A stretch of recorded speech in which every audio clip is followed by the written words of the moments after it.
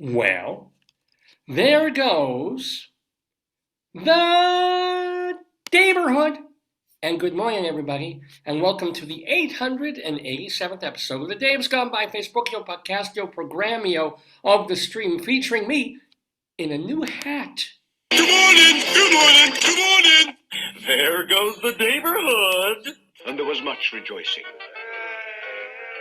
Didn't your meds kick in yet? We got David Lefkowitz here. He's a Long Island arts guy. He's got his own radio show. I want you all to really enjoy a wonderful program done by a fine artist. A glorious thing of unparalleled beauty. Dave's Gone By. Dave is one of my very favorite broadcasters, so keep on listening to Mr. Dave. Thank you, Joe Franklin. He actually, we haven't played that in a long, long time. That was part of the initial intro and opening for the show. And on there are actual bits recorded for Dave's Gone By. You heard Five Finkel there. You heard Joe Franklin there.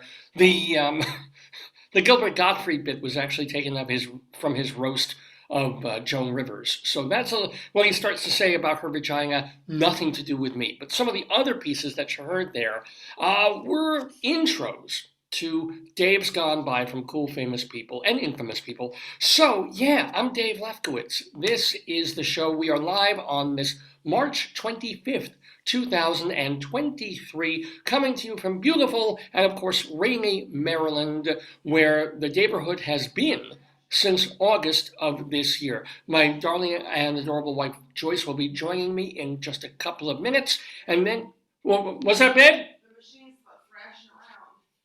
Oh, good. Yes. And But it's really jumping. It's like jumping around. well, yeah, Joyce is discussing this very important thing that we bought a couple of weeks ago. Not just this hat, which I bought this week. Isn't this hat great? Don't you love this hat? Yes. Look at me. Look I feel like I should be on the 15th tee with Muffy and Buffy and Mr. Zorgongola from The Office. I have no idea what I'm saying. Anyway, I do feel less bald in it. I feel like I could again pass for 40 instead of like close to 60. What? Oh, whoops. Anyway, so that was Joyce, by the way, talking about our bread maker. We got a bread maker a couple of weeks ago.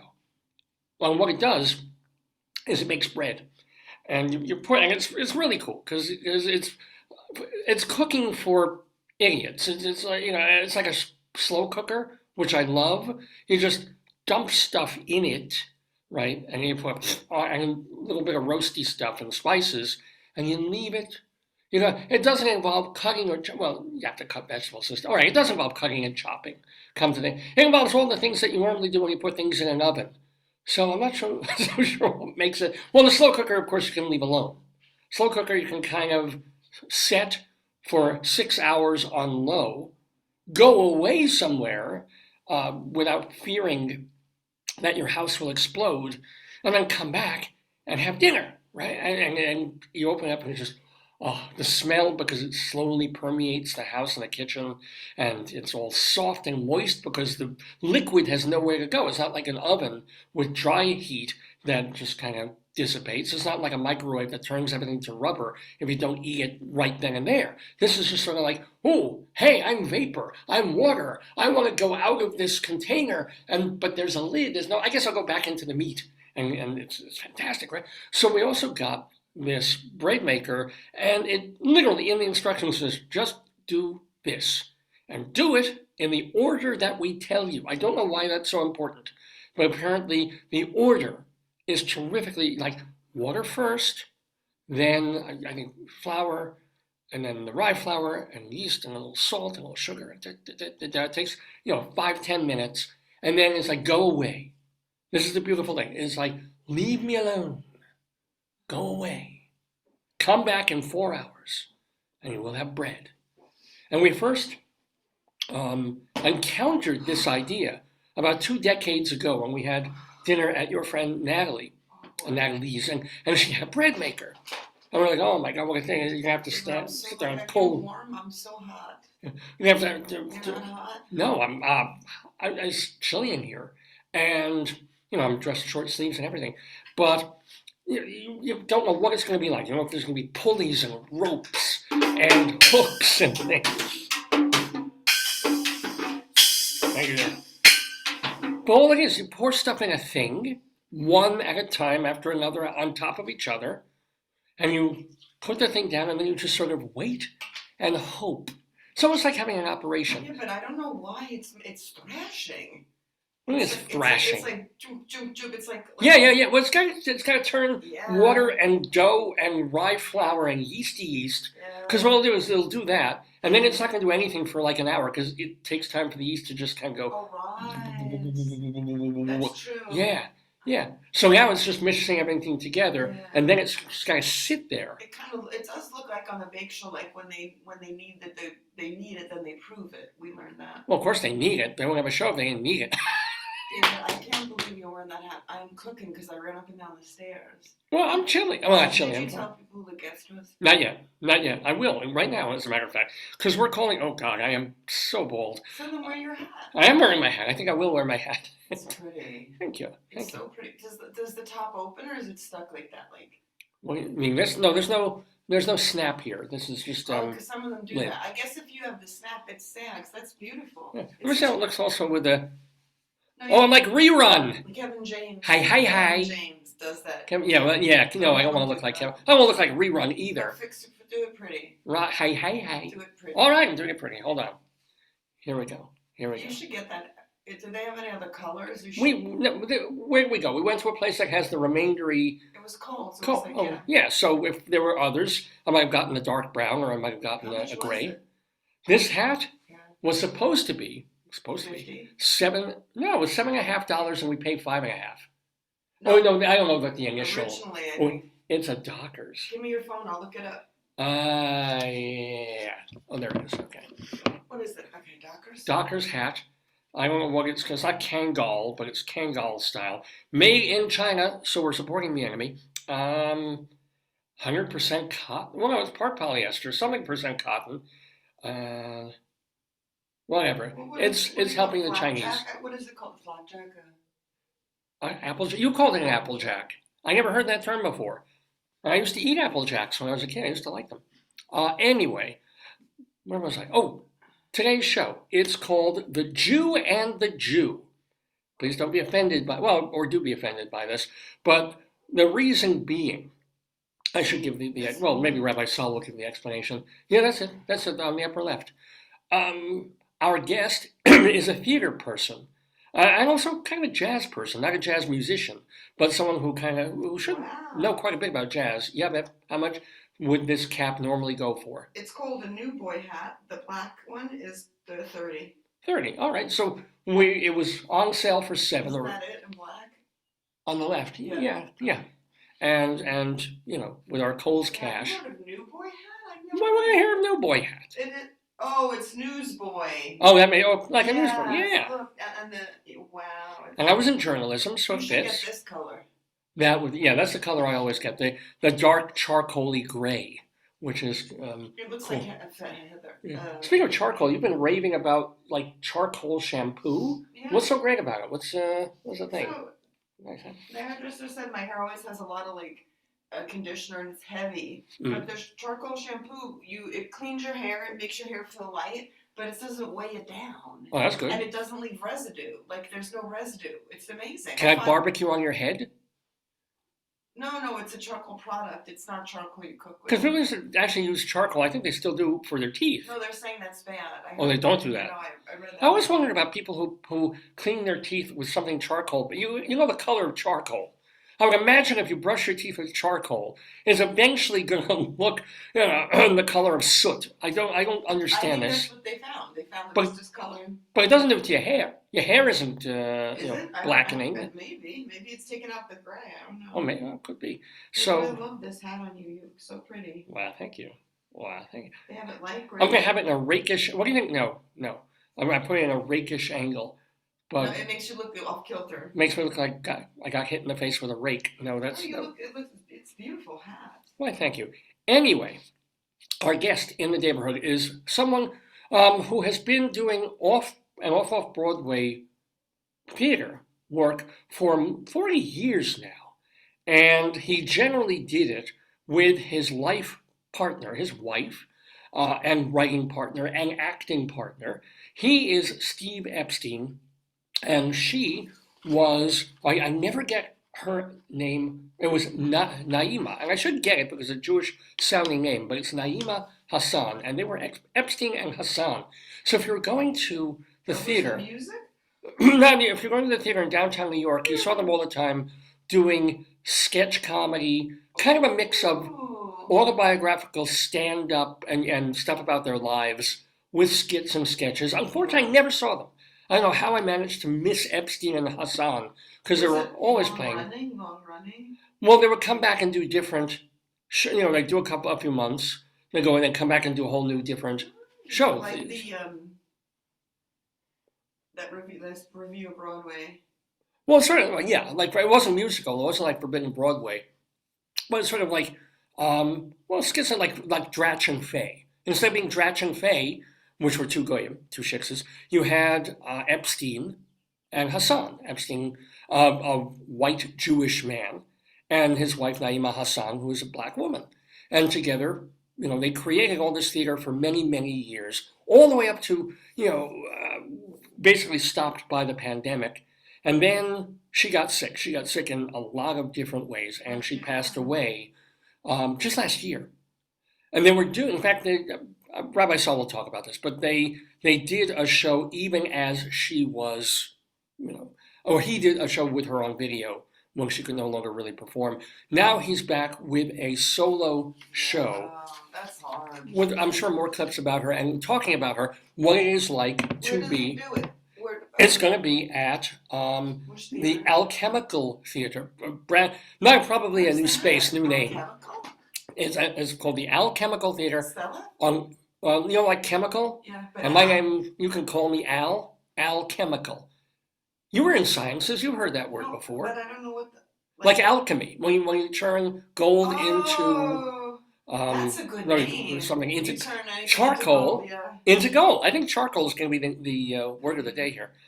Notice I'm doing the Joe Franklin finger move. So they're at the. Pretty, honey. Thank you. He's at the Alchemical Theater from the 25th. So today. Tonight's the But first. ask him as a multimedia. I will. Well, or Rabbi Sol will. But and how's this for a time? I mean, he does. It's comedy. Yeah. The name of the show is called When Your Soulmate Dies.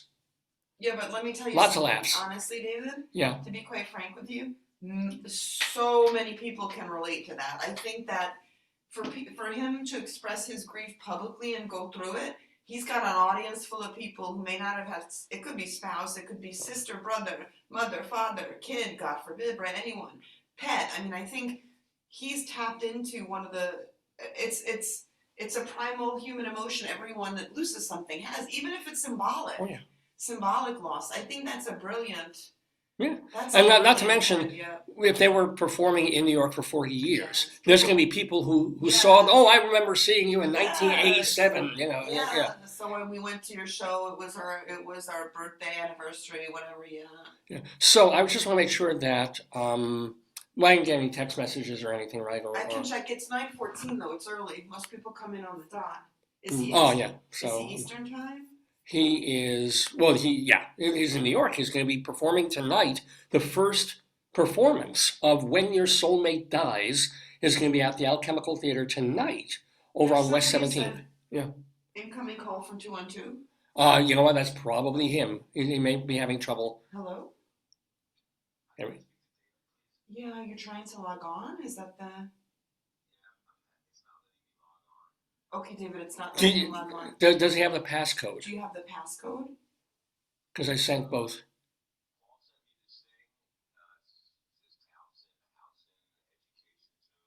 Oh, he should have. Yeah, he's got the link. Oh, is he dialing in by phone or is? See, Hold on one this second. is the I'll give guest you on the David, phone hold on. here. Okay, we're actually on the air, but hello, Steve. So, have you been putting in the whole link into your browser? Yes, I have. And what have you been getting?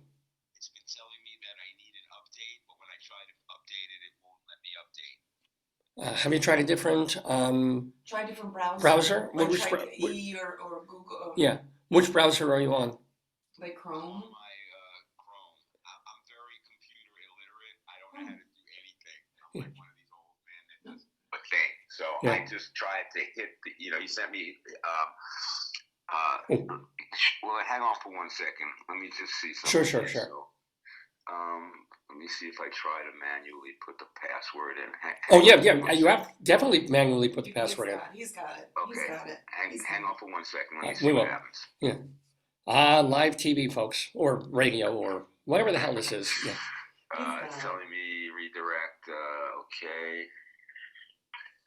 Open. You got it. He's got it. That sounds good. So far, so good. Those are good words, yeah. Browser, meeting password, okay. Look at all these skin wrinkles I have on my eye, folks. Look at that. Look at that. That's laugh lines. It's because you laugh. I do actually. I have them here because I laugh. You need I should have cry lines so to just make the skin like tight again. Yeah. I feel like an old man in this hat. It's amazing. It's a newsboy hat, but I feel like an old guy. How you doing, Steve? Okay, I'm putting the password in, and it's telling me incorrect password. Is that password a number? Because it's the seven numbers. Yeah, that's the code. Yeah, why don't you read it to him? But I can't give this out on the. But they won't have the link. It's fine. Let me just try it one more time. Try one more time. 1 second. Let me make sure I have the right one here. Yeah. Yeah, take your time. Take your time. Let me see. Take your time. Actually, it's an 8-number password. Yeah. That's what the problem is. Okay. You got it. I missed the number there. Hold on a second. Sure. I told you, you have to have a lot of patience. I'm very elderly. You're doing fun. Listen, this happens every day. This is a natural Zoom event. Except you're talking to the least patient man in America. So, yeah. No, this is. Is that you? Oh, yeah. Well, actually, I'm second least. Wait till you hit Rabbi Sol. All right. Well, okay. You are. Awesome, hold on. We're going to awesome. give us a minute to let you into the waiting room. We see you. Don't Don't go anywhere. Don't do anything. Nobody can hang up. But right here. well, you can also hang up the phone because we're going to get you on Zoom with Rabbi Sol Solomon talking to Steve Epstein. So go away, but don't go away. If you know what I'm saying. Go away on the phone. Stay on the computer. Thanks so much, man. Okay, ladies and gentlemen, yes, it is time for our interview of the day. Steve Epstein from Epstein and Hassan and his brand new show, When Your Soulmate Dies. Don't go away. Oh, we need some Jewish music. Hold on. Jewish music. Very important to get that for Rabbi Sol coming into the Daverhood. There we go.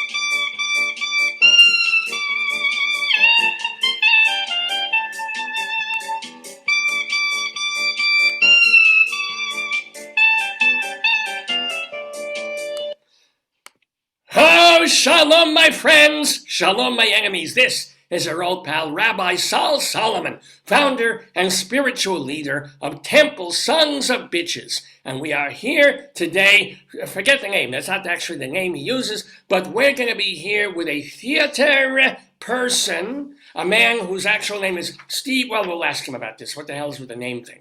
His name, well, we'll call him Steve until we can ask him. And he's going to be talking to me, Rabbi Sol, here in the Daverhood. I am the founder and spiritual leader of Temple Sons of Bitches in Great Neck, New York. And I'll be talking to this man. Let me tell you a little bit about him. He and his wife created years and years of theater and comedy, doing it off-off-Broadway in places, I think, like La Mama and Theater for the New City. And now he's got his own solo show at a place called the Alchemical Theater. It's over on West 17th Street, a small theater there, where he'll be talking about his marriage and his working career with this woman, Naima Hassan, when they were Epstein and Hassan, a.k.a.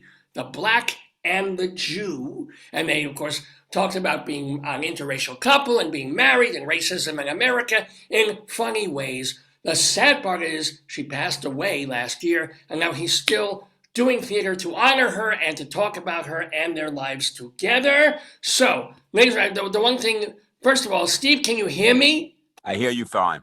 How come I can't see you? I don't know. Make sure, can you get your video up? This would be kind of nice. Check your camera there.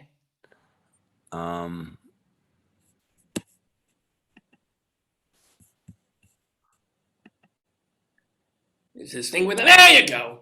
Math Right. there. Right. Yeah, you're math illiterate and but literate enough to be writing plays. So this is very good. Shalom to you, Steve. So I do have to ask. The big confusion there is when I look you up and things, and then I look you up your whole address. What's Krantz and where did Epstein come from? You're Epstein, aren't you?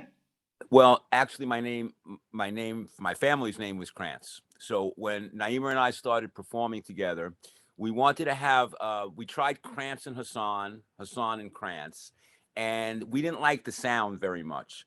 At that time, my sister was married to a guy named Epstein. So I said, you know, Epstein and Hassan has a much better ring to it than Krantz and Hassan.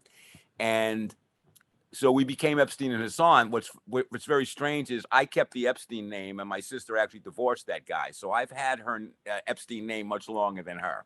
So it was just a stage thing. Plus, Epstein and Hassan sounded more Jewish. Yeah, go for it. Oh, you're the only person in the universe who changes his name to sound more Jewish than everyone. I wanted to sound as much Jewish as I possibly could. So I see that. Hassan, I like that sound. So that, but what was interesting through the years, whenever we performed, female MCs would always call us Hassan and Epstein, which I always thought was a very interesting thing. Because men never did that. We always said our name is Epstein and Hassan, but that was a female thing. They wanted us to be Hassan and Epstein. So I get it. It's woke. It's female. It's black too. This was the thing. So many questions to ask about your early years together. So you might as well. Let's even roll it back to the beginning. You were essentially a door manager at a bunch of jazz clubs, very particularly Sweet Basil, which I don't even know if it exists anymore. But and you know what? Let's even roll that back. What was it like running the door at a jazz club? It wasn't just like you weren't a bouncer. You were more like doing the tally and the intake, or what? Well, I basically did that for 35 years. I was a doorman / manager at Sweet Basil, at the Blue Note, which is a very famous jazz club in New York, the Knitting Factory. Basically, what I did was I was the person who was sort of the in-between between the staff, the musicians, publicists, and customers. I was the front man that you came to, and of course, the owners of the club. So although some clubs call it a doorman, some clubs called it a manager, it was basically the same thing. I basically worked around the door, sometimes with bouncers, sometimes just as myself. In those days, I weighed about 260 pounds. Today, I weigh about 150 pounds. I know, you look like you're going to blow away in the wind. Well, you know, I've been very stressed since my wife's illness. But anyway, I did that for many years, and I became, in a certain way, I don't know if you're a jazz aficionado, but way back in the 1940s, there was a jazz doorman / MC named Pee Wee Marquette. And in those days, we weren't woke yet, so he was called a midget. And he worked at Burton. Yeah. He was a midget. I don't know. Are you allowed to curse on this, or is this? Oh, fuck yeah. Okay. Because Lester Young, the famous jazz saxophonist, used to call him half a motherfucker. Because if you didn't tip him, he would mispronounce your name on purpose. But he was very famous on a lot of jazz albums because he would yell out the name of the band. He was very excited, and he's on lots of jazz albums. And Art Blakey, who was a legendary jazz musician, worked a lot at Sweet Basil, and he took a strong liking to me. And he said that I was the best MC since Pee Wee Marquette. Now, if you don't know jazz, that's meaningless to you. But I've been on a lot of records, too, introducing bands. And when I first started working there, Art Blakey told me he doesn't like a jazz announcement like, good evening, please welcome Art Blakey and the Jazz Messengers. He wanted me to go, please welcome Art Blakey and the Jazz Messengers, because that's how Pee Wee Marquette did it. And he said, that way you let the squares know It's okay to be excited. So you wake them up because they need to know it's okay. And so, I got to know a lot of jazz legends, and I got to know, especially at the Blue Note, a lot of celebrities, because it's a jazz club, but it's a pop club. People like Tony Bennett and Bette Midler. And I was an MC, but I also dealt with everything that went on during the evening. So that was what I spent my life doing, struggling also to be an artist. So it's Oh, kind well. Were you trying to be a musician or a writer? always a comedian. Oh. Naima was a performer. When I met her, she was doing a one-woman show. She was an acting teacher. I mean, I'll tell you a lot about her, of course, but I basically emceed shows, and we were watching. We were already married. We were watching an old clip of Stiller and Mira, and Naima said, we should try to do that. She goes, you're very funny on stage, and she's a very talented actress and had, a lot of skills. And we just started going to comedy clubs. And later in our career, we actually performed at Joe's Pub, and Stiller and Mira were there. And Jerry Stiller was one of the most kind, generous people to us. He loved what we did, and he was unbelievably supportive and kind. And I never forgot how, through the years, he always stood out in my mind because we started doing that because of them. We said, because that was a Jewish, the Christian Jewish thing. Yeah. And we thought we would sort of update it to make it a black and a Jew. Now, we were a lot more, blue than them. We saw blue meaning, sexual. Sexy, naughty. But, people have, occasionally compared us to Stiller and Mira, which always was a big, certainly something. But the one thing I thought you were going to also tell is that didn't you meet Naima when she was trying to get into the jazz club? And what did you do and what did she do? Basically, what happened was I had again introduced the band. She was already in the club. I hadn't, I saw her. She was hanging out at the bar. You were letting her into the club. Okay, no, right, yeah. And she heard me do the introduction, and she liked what I did. And she basically told me, and this is, it's a kind of, when I got to know Naima, it's not so strange. She asked me if I was married, and I said no. She said, well, I don't want you to think I'm too bold, but I live around the corner, and I'd like to get to know you better because I think that you're a very sweet and kind person. And in my mind, she also saw that Art Blakey really liked me. And, in the back of my mind, I was like, wow, Art Blakey just got me laid because she's invited me over to her apartment. And I'm thinking, I lived in Brooklyn in those days. I had to take an hour ride after work on the L train to go home. And it would be nice to have a girlfriend around the corner. So I figured I'd go over there a couple of times. Maybe I would hit it. Maybe I wouldn't hit it. But, whatever. And I ended up staying for 40 years. So, Wait, from that night on, or you went out and I never left. I literally never left her apartment. I mean, we started living together relatively quickly.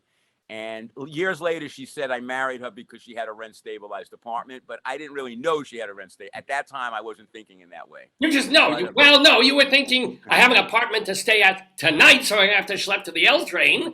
Exactly. And get a little coffee and my cream. Why not? Let's do this. Let's do this. Exactly. But so there weren't cookies involved. I had read an interview that, wow, you're changing the story. I thought the thing was you let her in and she was so kind. The next night she came back, she brought cookies for you. There's a lot of mixtures to the story. I mean, she did do all those things too. Because I didn't, the first time I didn't go right into moving and to live with her. She did come she kept building it up. At the beginning, I actually, in all honesty, I wasn't thinking long term. I was, as you just said, I was thinking, once I met her, I thought, okay, maybe 6 months, maybe 6 weeks. Right. So she had a vision of us being together right from day one. She said that she just could tell that I was a very kind person. I was very at the door. I always tried to make people feel welcome. That's why I had such a long career, because when you came to the club, you were in my home. That's how I perceived it. And if you gave me an opportunity, if I had to be strict with you, if you were noisy during a show, or, I was not, and I always understood something which is important as a club person. Musicians and people always want guests. but I always was polite within the rules. Like you might get 2 guests. However, I always knew that I worked for the club. I didn't work for the musicians. I didn't work for the staff. So that's how you build a career. But I always had I try to treat everybody with respect. That's how I was raised. And, in all my years on the club business, I never had one physical altercation. Wow. And this is a joint where people are probably doing, drinking, bathroom. Cocaine. Yeah. Did you partake? I'm sure jazz musicians offered you tons of things to Actually, I did. And this is an interesting thing as the Jewish part of the story, because when I first started at Sweet Basil, I came out of the 70s, and I had a lot of drug behavior. And when I started dating Naima, my mother started, at first, my parents were not happy about me not being with a Jewish girl more than. Interesting. They were more concerned about she wasn't of the Jewish, not the skin color. I get that. All right, yeah, absolutely. And what happened was, pretty soon after I started seeing Naima, I stopped using drugs because she helped me see that I was destroying myself. And my parents saw that. And based on that, they developed, I'm not going to say that they were ever there, although they weren't religious, they were, especially my mother, was extraordinarily a cultural Jewish person. Her being Jewish was very important to her. And, but her son becoming healthy and, changing his life was more important to her. And, how did Naima's parents look at you? We always said from the other, what did they think? Her mother was extremely religious Christian woman, extremely religious. And Naima's name was really not Naima Hassan. I tell this story in the show. Because Naima sounds like a really Hebrew Jewish name, quite honestly. I was a little surprised. Naima came out of the 60s and the 70s. To tell you a quick beginning on Naima. So she was very affected by the Black liberation movement in the late 60s. And her mother, when she was a young girl, I tell the story in the show. She grew up in Port Chester, New York, which is right near Greenwich, Connecticut. So there was a large Black community in Port Chester, and Greenwich is one of the richest neighborhoods in America. So the reason being, which I never realized, because even on the Metro North, it's like the next stop, very rich people need people to work on their property. So a lot of Black people moved there. And when Naima was a little girl, her mother was a cleaning woman for a very rich family in Greenwich. So, but they lived in Port Chester. And one day in the summer, Naima she was like 9 or 10 years old. She went to the local pool. It was hot. And she jumped in the water. And she heard parents saying, "Get out of the water. I'm not going to say the word. There's an N in the water. There's an N in the water." Naima didn't even know what an N was. She thought it was like a shark. So she got out of the water because she thought there was like an N. Everybody was getting out of the water. She didn't know they were getting out of the water because of her. So when she went home, she told her mother what had happened. And her mother told her the truth. And then she told her, "But don't worry, because Jesus loves you. Jesus loves you." Right. And there were photos of Jesus all over her mother's house. And Naima first. Wait. There are photos of Jesus. I've never seen an actual photograph of Jesus. Well, drawings, images. Yeah, right. So anyway, Naima made. Who took a Polaroid, like Mary? I'm like, yeah, come on, yeah, right. She made a connection that Jesus was white in the image. He actually, according to her, looked like one of the Allman Brothers. The long blonde hair, blue eyes. Ted anyway, and Superstar, yeah. She told her mom that this bothered her from the time she was a little girl, that the people that called her the N-word looked like the man on the wall. And she never got over that and always had this big issue. Now, in many ways, because Naima was a very spiritual person, she loved the teachings of Jesus Christ. She didn't like the version of Jesus that we have as she got older and older here in America. A gun-loving, anti-gay, money-loving Jesus. That's DeSantis, isn't it? No, I'm kidding. That's American Christianity to a big degree. that is, you know, to me, you know, I don't see I don't see the American version of Christianity having anything to do with the teachings of Jesus Christ. I mean, that's just my view, and that was definitely Naima's view, and she really had that view. So when she came to New York after she graduated from graduate school, she moved to New York to be an actress. The first thing she did was change her name because she no longer wanted to have the name to the people who had enslaved her family. You know, she was very much about politics. When James Brown said he was black and he was proud, she took that to heart. And that was when black people started calling themselves black. Up until then, they were Negroes, all kinds of other names. So Naima was very affected by that era. That's when she came up. So what was her so-called slave name or her birth name? What Justine English. Justine English Hassan. Well, Hassan wasn't her name either. Wow. I messed with her a lot in later years because she took the name. A lot of people thought she took the name Naima Hassan because she wanted to be a Muslim. Right. She took the name Naima Hassan because she liked the way it sounded, and she thought it was But in later years, whenever we were in an airport, she was always taken off the line because they thought she was a terrorist. Right. So I said to her, that was a great choice of a name here. We were always getting, you know, in trouble everywhere we go. But it was, you know, please, I have a friend of mine. He can't get on Southwest because his name is Bin Laden Hitler. He's a little Jewish guy, but there, Bin Laden Hitler can't get. Change that last name. Yeah. First name's all right. Hitler name, the first name, you know, you could call you Bin, but Hitler is a name that has been. You got to get that out. You gotta get that one out of there. Yeah. Somebody ruined that name for history. But so she changed her name. She started performing as doing her shows, and the first in the mid 1980s in New York, there was an explosion in downtown theater, and a lot of people were doing one-person shows. Eric Bogosian, Reno, and Naima met Ellen Stewart, who ran La Mama, who was a black woman, and like a legendary figure to a lot of young black writers and actresses. And she took a liking to Naima. And eventually Naima did a show at La Mama called What White People Want to Know About Black People, so they watch the Bill Cosby Show. Because that was when Bill Cosby had his thing. And we know Bill Cosby had a thing, but we won't go there. Yeah, well, all right. I'll get into that if you want, because what happened was Naima, her show was reviewed.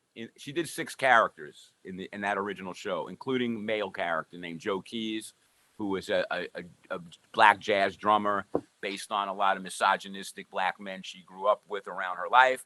So she did that show. She did it as a one-person show at La Mama, got a really good review. And one night, Bill Cosby actually came to see her perform. And he didn't like her performance at all because he felt, and he told her that she was very talented, but that she was crude and that she needed to, change the way she was presenting women and black women. Now, in later years, when I found out how he presented women, exactly. I was like, what a hypocritical motherfucker that guy is. Now, I actually knew Bill Cosby from the jazz world because he was a huge jazz fan. Yeah, he put out a jazz album or two. He did, yeah. He was really into, in that respect, he was a serious jazz fan. But I had my own, I can give you this, it's a true story. Bill Cosby, when I worked at Sweet Basil, would often stand with me at the door. He didn't like, he was a move around person. He didn't like to sit down. So he would always do this thing where he would ask a waitress to get him a glass of water. And then when she got him a glass of water, he would either give her a $20 tip or a $100 tip. So one day, as a joke, I'm thinking I'm just going to mess, because he also liked to drink cappuccino, which he would get from there was like an Italian restaurant next door. So I'm thinking as a joke, he's giving everybody tips to get a glass of water. So I brought him a glass of water, trying to, just as a joke though. I wasn't really expecting a tip. And I noticed at that time that he didn't like that. Oh. He didn't like me kind of topping him. Like it was like a comedian, competitive kind of like he's the status guy. Yeah. He didn't like it. But I noticed that at that time. And of course my job wasn't to, get into things with him. But I did notice that. I picked it up because part of being a doorman is that you have to be very perceptive. You have to read people. People are drinking and all kinds of things.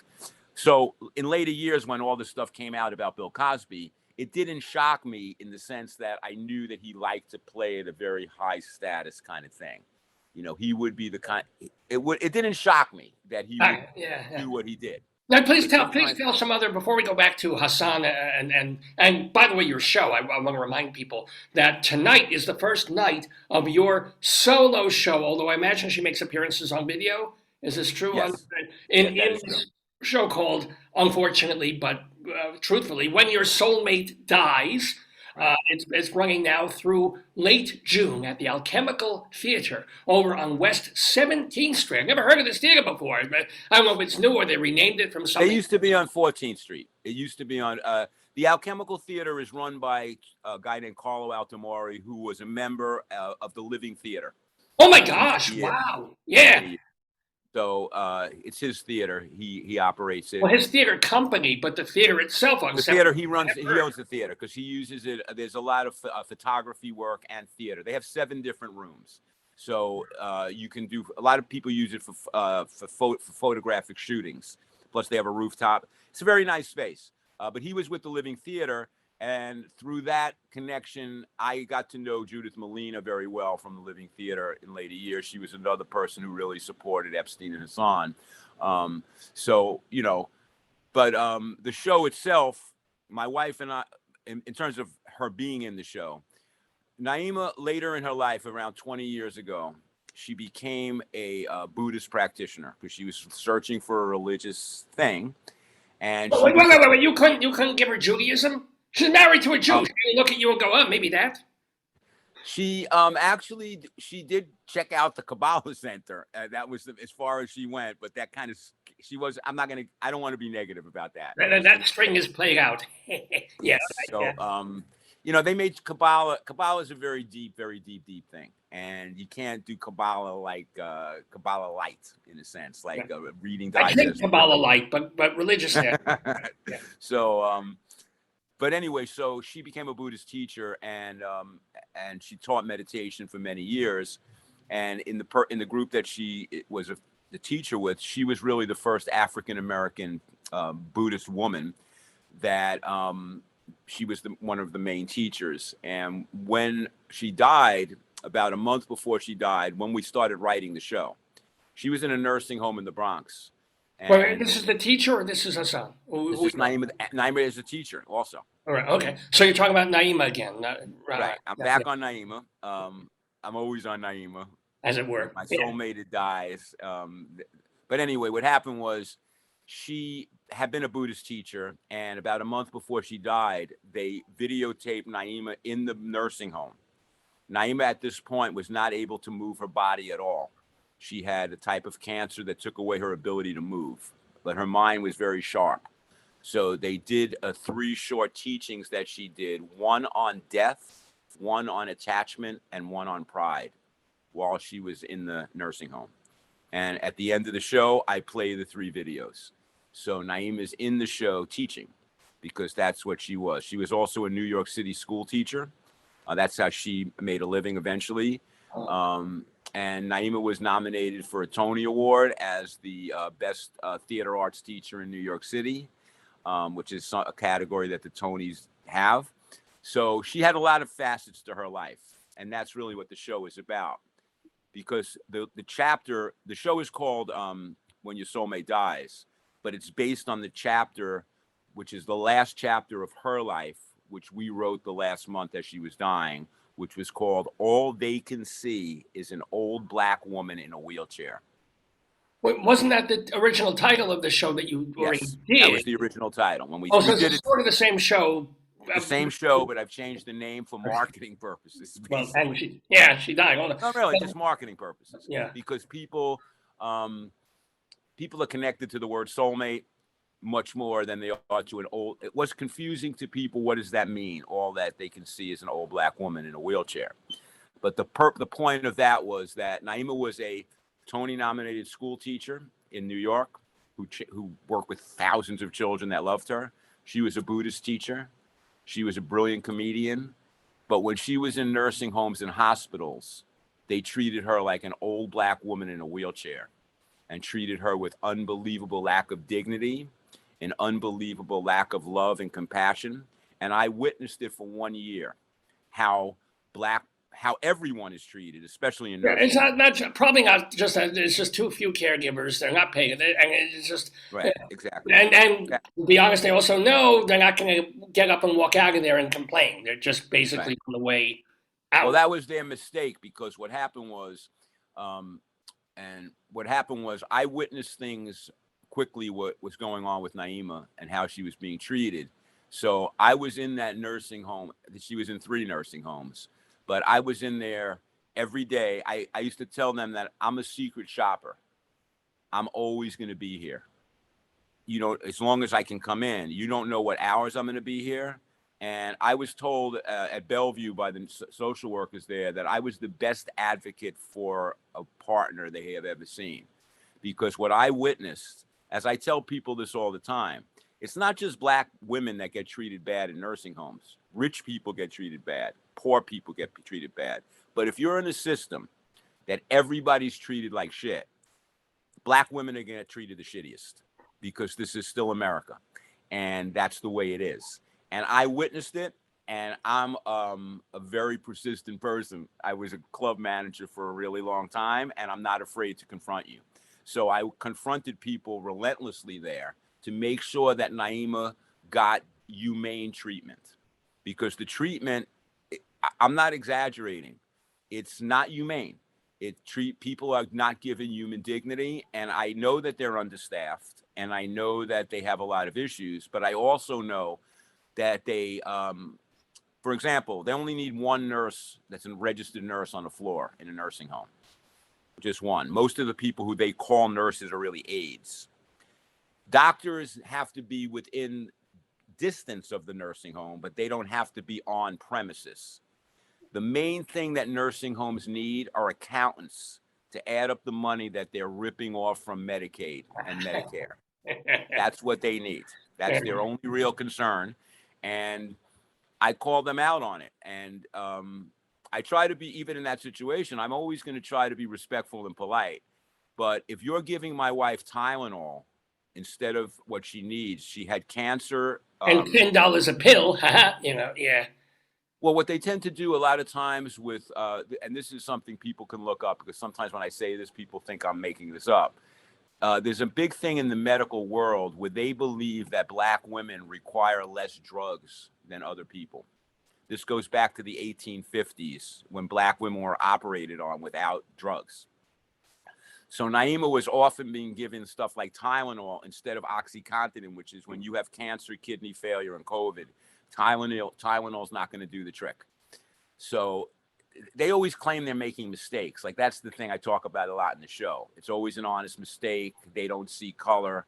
You know, Naima was, when she went to an emergency room, I'm not going to say the hospital because people have told me not to say the name, but they thought she was a homeless person. So they were going to give her basically no treatment, because what they do with homeless people is when they come in with COVID, they treat them in the emergency room, but they don't want them in the hospital. So they just release them back into the street. So this is a standard thing that goes on, or had been going on. So I witnessed all this. And as I told this nurse one time, who happened to be a Black woman, and she treated Naima unbelievably bad. And I called her out on what she had said to Naima.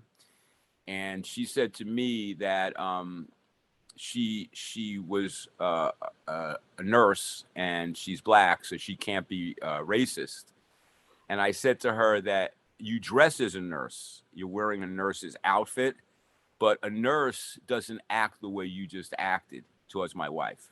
Yeah. So I said to her, and you'll understand this term, I'm sure. I said, you're actually a capo. You're a capo for a for-profit medical company. And I explained to her that I've had people in my family that were in concentration camps. And when a Jewish person calls you a capo, it's the lowest thing that you can call a human being. So first of all, stop right there. We've gotten so serious here. But who in your family? Let's get even more serious. Who the hell in your family was actually, tattooed? And who was? I had cousins that were in concentration camps in Poland on my father's side. Who I grew up in Brooklyn. They lived, in Canarsie. That's where I grew up. Yeah. And I saw the numbers on the arms. I Did they heard tell stories. stories or did they shut up about it because they didn't? One person, my cousin Betty, she was the most she was the most she was like an artistic person. Like there's not many artists in my family, but she was that kind of person, so she dealt with her feelings more. And she told me, she was a very pretty girl, and she told me about how things were in the concentration camps. But she also told me about what a capo was, and that there really is no lower thing that you can call someone. But this nurse, to me, I wasn't using that expression, I Well, want to you're a make a point. Nazi. No, you meant it's a very specific someone. If people don't know what a capo is, it's kind of Jews who are essentially functioning as functionaries for the Nazi guards. They're Right. you know, To get an extra piece of bread. well, yeah. That's what it But came who down knows to. in that situation if you wouldn't be? I mean, I would hope, I don't, yeah, I hear what you're saying. I think that I don't think I could ever be that person. I mean, I could do bad things. I've done a lot of bad things in my life. oh, like what But besides the drugs? What have you done? What have you done? I told this story because I also teach a meditation class, and part of I told people that back in the 70s, before there was security cameras and all kinds of things in department stores, I love to read books, and I made a decision at some point in my life that taking a book from a department store didn't hurt anybody. There was nowadays, there are cameras, there's guards, you're not going to do that. But I kind of justified it to myself at that time that who am I hurting? A big company, it's one book and I'm reading it. But in later years, I learned that I still was stealing. And that is a sin, no matter, whether you're religious or not. It's wrong to steal. It's not yours. And by doing that, you're actually degrading yourself. So, when I want to read a book, I go into the Amazon, look inside. It's free. I can read the first chapter. And I get, from most books, I get enough from the first chapter. And then I stop and nobody gets hurt. Nothing comes out of my pocket. And I read all I want of the book. America's wonderful right now in that very particular way. By the way, we're talking with Steve Epstein, of course, formerly of the duo Epstein and Hassan, a.k.a. the Black and the Jew. Him being the Jew, Naima Hassan, what was her English? What was her actually Janice English? But she did say, yeah, after so many years of getting drilled by a Jew, that she had a lot of Jew in her. Oh! See, that's a question I want to ask about When Your Soulmate Dies, which is starting tonight at the Alchemical Theater on West 17th Street. And get your tickets at Ovation. Tickets is a way to get them online beforehand, or you can go to the blackandthejew.com website. But we were talking about these horrible things and the way she was treated and her dying and having kidney failure and all this. How do you make that entertaining and I'm assuming on some level a comic show, as opposed to just being a litany of this is the healthcare system, this is the way that was housed, That was the original when we first wrote it, because she wrote it with me. So when we first wrote it, it was more about what you just said, a lot of anger. But then as I've worked on it through, for the period I've been working on it, I tell the stories of what happened to her in the nursing home in short clips, but then I go into Naima, the school teacher, Naima, the liberated Black woman, and then I go into a whole bunch of stuff about Epstein and Hassan. I do pieces from our show without her, and I sometimes bring audience members on, because Naima had her signature piece for over 30 years of performing, where she would do a piece that it started out where she would say everybody deserves to come, including women, and she would have a piece where women in the audience would scream out that they love their clit. She led it as a kind of a mantra. A mantra, exactly. Yeah. And so I get a woman from the audience to come up. I wrote, I have all Naima's lines, and she does it that way to keep that alive. Because Naima was very much, as I said, a person of the 70s and the 60s.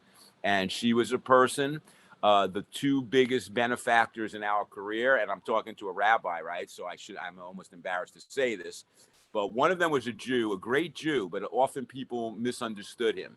His name was Al Goldstein. God bless the man. Yes, all right. Goldstein. Yeah. And don't screw him. No, yeah, right. He was a very big supporter of ours. He saw us perform once, and he became a big fan, and he gave us money to do our shows. And We worked at a lot of functions, and the other one was Larry Flint. And So both Al Goldstein and Larry Flint were your best benefactors in a way. Absolutely. So that's why, and I tell people this in the show, because we ended up being hosts at the Blue Angel Exotic Cabaret, which was the biggest downtown in the 90s. It was really the show that started the whole burlesque revival in New York. And we were the hosts of that show for a number of years. And then we hosted our own burlesque show called Shock and Aura Go-Go. And so we had a reputation in the pornography world that, we did a lot of shows for Goldstein and Flint. And when we were hosting the show at the Blue Angel, Naima used to do a piece where she would say, when a black woman marries a white man, sexual reparations must be paid. And when Larry Flint heard that, he said to her, you guys got like a lot of Richard Pryor and Lenny Bruce in you, and you should focus on that material, all that stuff.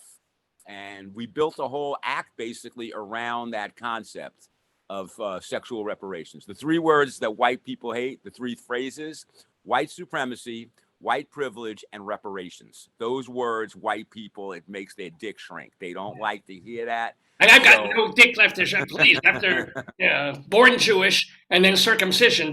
Please. Yes, the circumcision thing is, I've always had an issue with that, but, that's a whole other story, Because I held my nephew when he had his circumcision, and I was like, that was a grueling experience. Oh, did you look, or were you like, I just couldn't believe that I was doing this. But so our show always had that kind of flavor to it. But Larry Flint and Al Goldstein, I tell people in the show, like, most people see them as, capitalist pig pornographers, which they were. But at the same time, they were very kind to us. And that was kind of rare in show business, because we had our little moments of being seen by people in the, in the entertainment industry. And we were always too extreme for them. I mean, if you're doing that kind of material in the late 1970s into the 80s, that's not going to get you on, at that point, Carson or even Letterman late night. Even later. See, I have a theory, which, again, not everybody agrees with my theories, but we also talk about class in our show. I mean, it's really three things: race, sex, and class. And class is the one thing that in American entertainment you're not really allowed to discuss, because people make money off advertising. So if you go on and talk about how the American pharmaceutical industry are total gangsters, you're not going to go on CNN, because CNN, all their advertising comes from the Cymbalta, and so right, yeah. So I have two sides to my family: my mother's side and my father's side. On one side of my family, my grandmother was a hardcore socialist, and she raised me with raised me with my parents, but she was a hardcore socialist, and she's buried in a cemetery on Long Island where Jewish labor people and so unlike a lot of Jewish people through the years who moved more towards the right politically, I moved more towards the left politically. And that's not, and so was Naima. So that's happened in the past only 20-something years of this whole I actually don't like it. It's one of these things that I don't like, because my grandmother was a very, she was definitely a Zionist as well, but a socialist Zionist. All right. No, one of the things that is a problem with the left is that they're becoming so anti-Israel. And I'm like, you know what? When it comes to Israel, I'm with Newt Gingrich and George W. Bush and Donald Trump. They're kind of more Zionist than some people I'm seeing at shul. This is not good. I know. Well, that's what was definitely happened. But there was a real leftist movement originally when Israel began with the kibbutzes and so that was what I heard a lot growing up from my grandmother. And so in terms of American entertainment, you can talk about race and sex, but you can't talk about class. And that's you can talk about it. You can talk about it, but you'll be on West 17th Street on the 12th floor, or in a basement somewhere. Now, by the way, you have a day job or a night job. Actually, you still work on some of the jazz industry, don't you? Or you retired? No. Well, what happened was when COVID hit, a couple of years ago, I decided that, there was a lot of problems with people in masks and fights at the door, and it was just not pleasant to me anymore. So I stopped, and the other thing is, for the year and a half that Naima was in nursing homes and hospitals, my job was being there every day. The only time I wasn't with her in the whole year and a half she was sick was when I had COVID for a week. Right. Yeah. That was it. So did her pension? I mean, what was paying her hospital bills or her nursing home bills? Well, she was over 65. Yeah. So whatever they call it, I always get mixed up with Medicaid and Medicare, but one of them. Both. Yeah. She had bills, but it wasn't the government pays for most of when you're over 65. Yeah. But what are you doing now? What are you doing with your non-Showtime days now? Are you fair? I have a 2-hour a day job. Can you hear me? Yeah. 2-hour a day job. 2-hour a day job. I do tours of Greenwich Village, or I do what they call the Soho Little Italy Chinatown tour. So those jobs work. You do 2 hours. I won't mention my company's name, but I work for a major tour company in New York City. See, the tour company business has changed a lot. Years ago, like, individuals basically did a tour. Right. But now that's not the way it works. It works like my company hires the tour guides, other people sell the tours. So they're like a personnel basically and I'm it's like they're the mafia of sidewalk tour. Yeah, one of them. There's a number of companies that do it, but they're not necessarily even in New York. Like the company's offices may not even be here. It's like anything else in the current economic system. Everybody's got their hand in the pie, but it's a good job for a performer because it's 2 hours. I live in Greenwich Village for over 40 years. I love Greenwich Village. I've worked in Greenwich Village all my jobs. And I love the politics of Greenwich Village because this is where the gay rights movement began. This is where the labor movement began. This is where the women's liberation movement began in Greenwich Village. Right. And so I like talking about that and just telling people about that. But I also do the other tour, which is Soho, Chinatown, Little Italy, which is more about showing people architecture. Chinatown is, I explain to them the great love that Jews have for Chinese food. I mean, that is one of the great and they love it, because someone re-explained this to me just the other day. They said the main thing is if you're a Jew and you're hungry and it's Christmas, what the hell do? You don't want to cook because you're Jewish and lazy. No, it's like, I need food, and I need food. What's going to be open? The Chinese place. God bless them for this. And I will say this again, because I'm a kind of, I always try to see why people make certain moves. My parents were the first generation of Americans. And again, some people in their family were very religious. They were rabbis, grandparents that were very religious in Eastern Europe. So when they came here, my parents, like were a lot of Americans at that time in the 50s, that they wanted to be Americans and they kept their Jewish identity, but eating Chinese food was like a rebellious maneuver because you were eating non-kosher. And it was their way to be rebellious, that they were not like the old country. They were now Americans.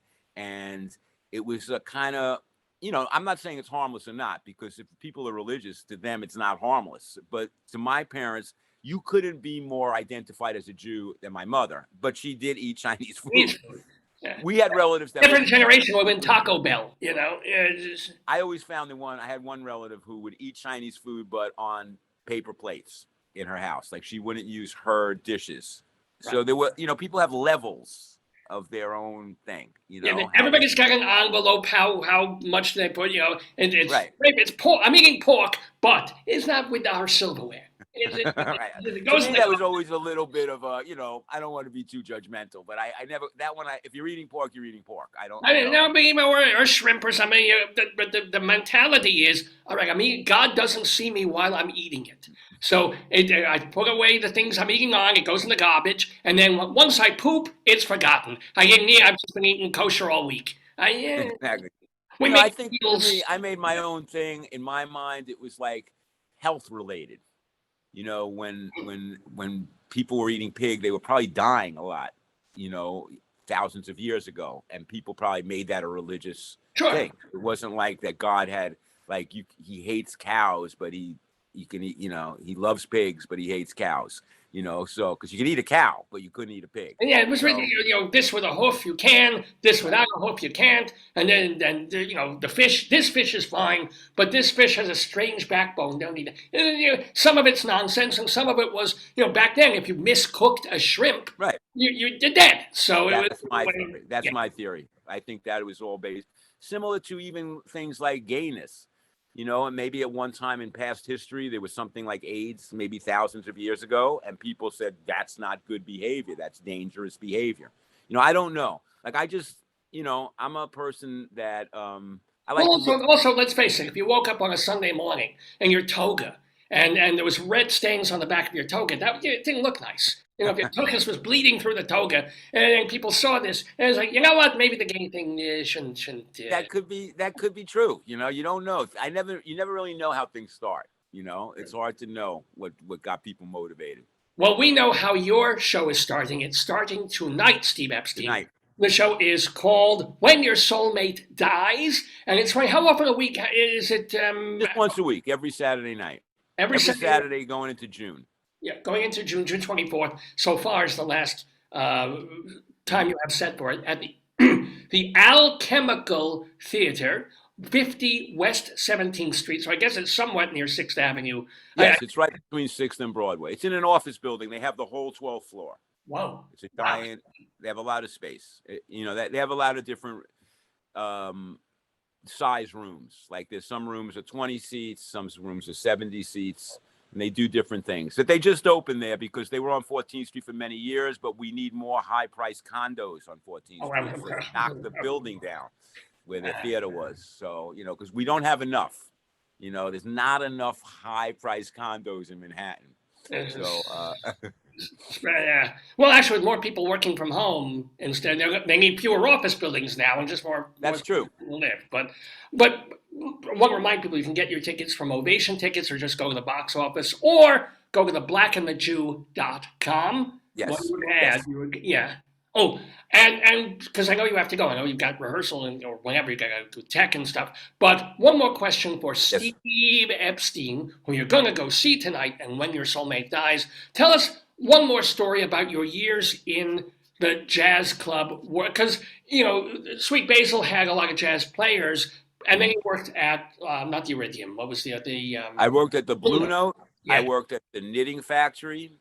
So do you have stories? Tell us a funny, bad, wonderful, any kind of story about someone like some notable. Well, she's sort of a notable. I could tell you this story.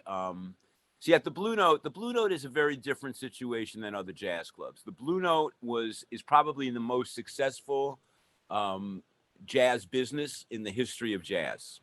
It was purchased in it's on West 3rd Street in Greenwich Village. And in the late 1970s, an Israeli family purchased the building. And they have been unbelievably brilliant entrepreneurs, because in the 1980s, they franchised the name the Blue Note into Japan. And Japan is by far the biggest jazz supporting group in the world. Nobody's even close. So the Blue Note has a number of Blue Notes in Japan, and then they eventually had Blue Notes in many other cities and countries. They eventually became partners with B.B. King and the B.B. King Blues Bar, the one that was on 42nd Street, because B.B. King used to play at the Blue Note. So my point is that these are super good business people, and they had a lot of perception into, because not many people have made money on jazz. They've made a lot of money on jazz. But one of the things when you're a manager there, they have a very strict guest policy.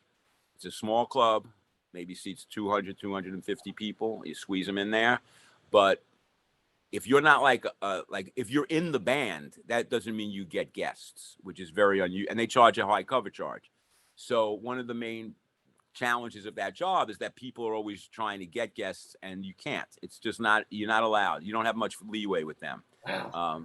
So anyway, to make a long story short, one night, and this included so-called celebrities. So one night, there was a woman who, at that time in New York, she had kind of had a TV show. Her name was Star Jones. I don't know. She was on The View for okay, well, yeah. So she comes over to me one night, after the show and goes, because she got charged a cover charge, and she used the expression that I hate more than any expression when people use it towards me. She goes, "Do you know who I am?" Yeah. So my response, because I am a comedian, was, "I do know who you are, and that's why I charged you a cover charge." All right. Because people come in there that were celebrities, like the most gracious of all, the great Tony Bennett, Bette Midler. They didn't ask to be guests. They just pay their check. I also So as think, soon as you tell me, yeah. if you tell me that you're a celebrity, if I mean, who are you? I'm like a real, so anyway, those kind of experiences, I've seen a lot of things that I won't get into about people having sex in the bathroom and stuff like that. Oh, do tell. Come on. You mean famous or just people having sex in the bathroom? No, famous people. Oh, come on. Are they? If they're dead, you can say it. Are they still alive? Well, there's also, I just wouldn't say it. Certain things, like I don't mind saying, because she brought it on herself. Because you know who you are? You're just a person. Like that's the thing. Wait, who are you talking about? The sex girl or Star Jones? No, Star Jones. Oh, Star Jones. Yeah, right. Human being. Yeah. The thing I love most about Naima Hassan was that Naima Hassan was the kindest person. And you can always tell how a person is by how they treat people who are so-called beneath them, service people. If you go into restaurants, or if you're not nice to people who clean the toilets when you're in a building, that tells me what kind of human being you are. And Naima I am extra nice to people who clean the toilet after me, because I know they've got a terrible. You know what? That doesn't surprise me. I don't know why. I just feel that. I can feel that coming from you. And believe me, I have tried this thing of, do you know who I am? And every time I do that, they punch me because they know. So this is what happens. So that's my thing. My major thing when I was an MC in clubs was that because we would sell products between sets. Like I would sell Sweet Basil T-shirts, Sweet Basil. So I'd have people model, and I'd mess around a lot. That's good. That was really my show business experience. I'm good at work. I'm good. Naima was super talented. She could act, she could dance, she could sing. I'm just I'm a quick Jew. That's my only skill. I used to tell people, for Jews, being quick is our boxing.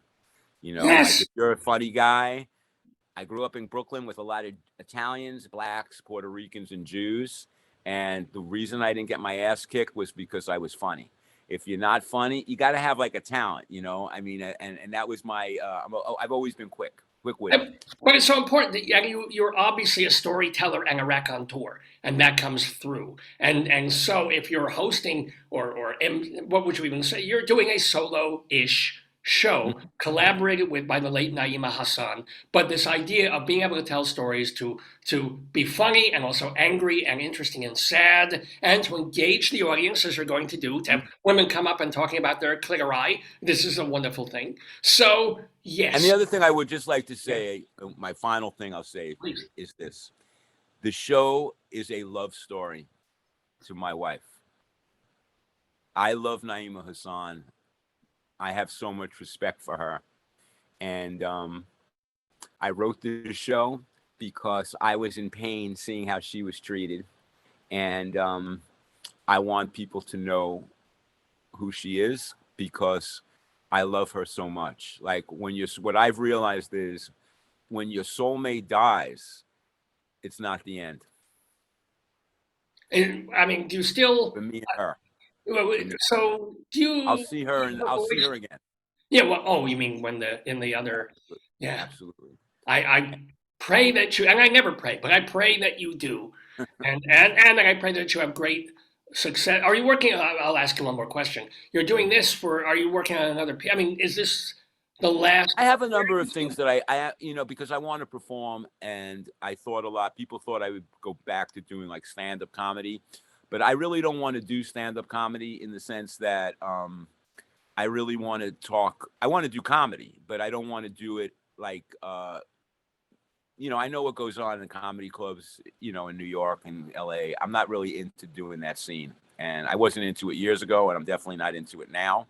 So there are things that I do want to talk about. I actually have a show in mind that I do want to talk about, which, is it came to me, and I'll just give it to you quick. I was walking through Washington Square Park recently, and there's a very large Hasidic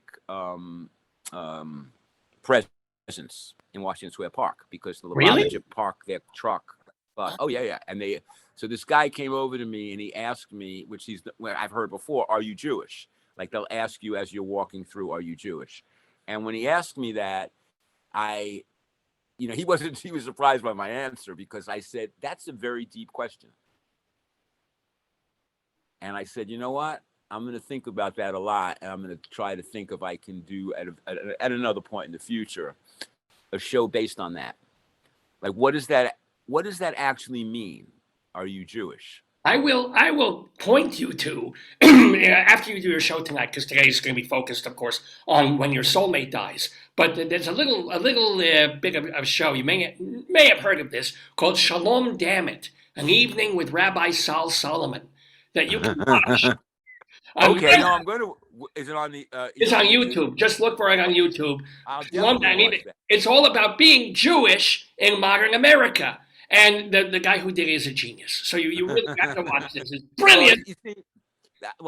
I'm sure, that it's a funny thing because when I started doing this show, I was thinking, I wonder if anybody's ever done a show before about their partner dying.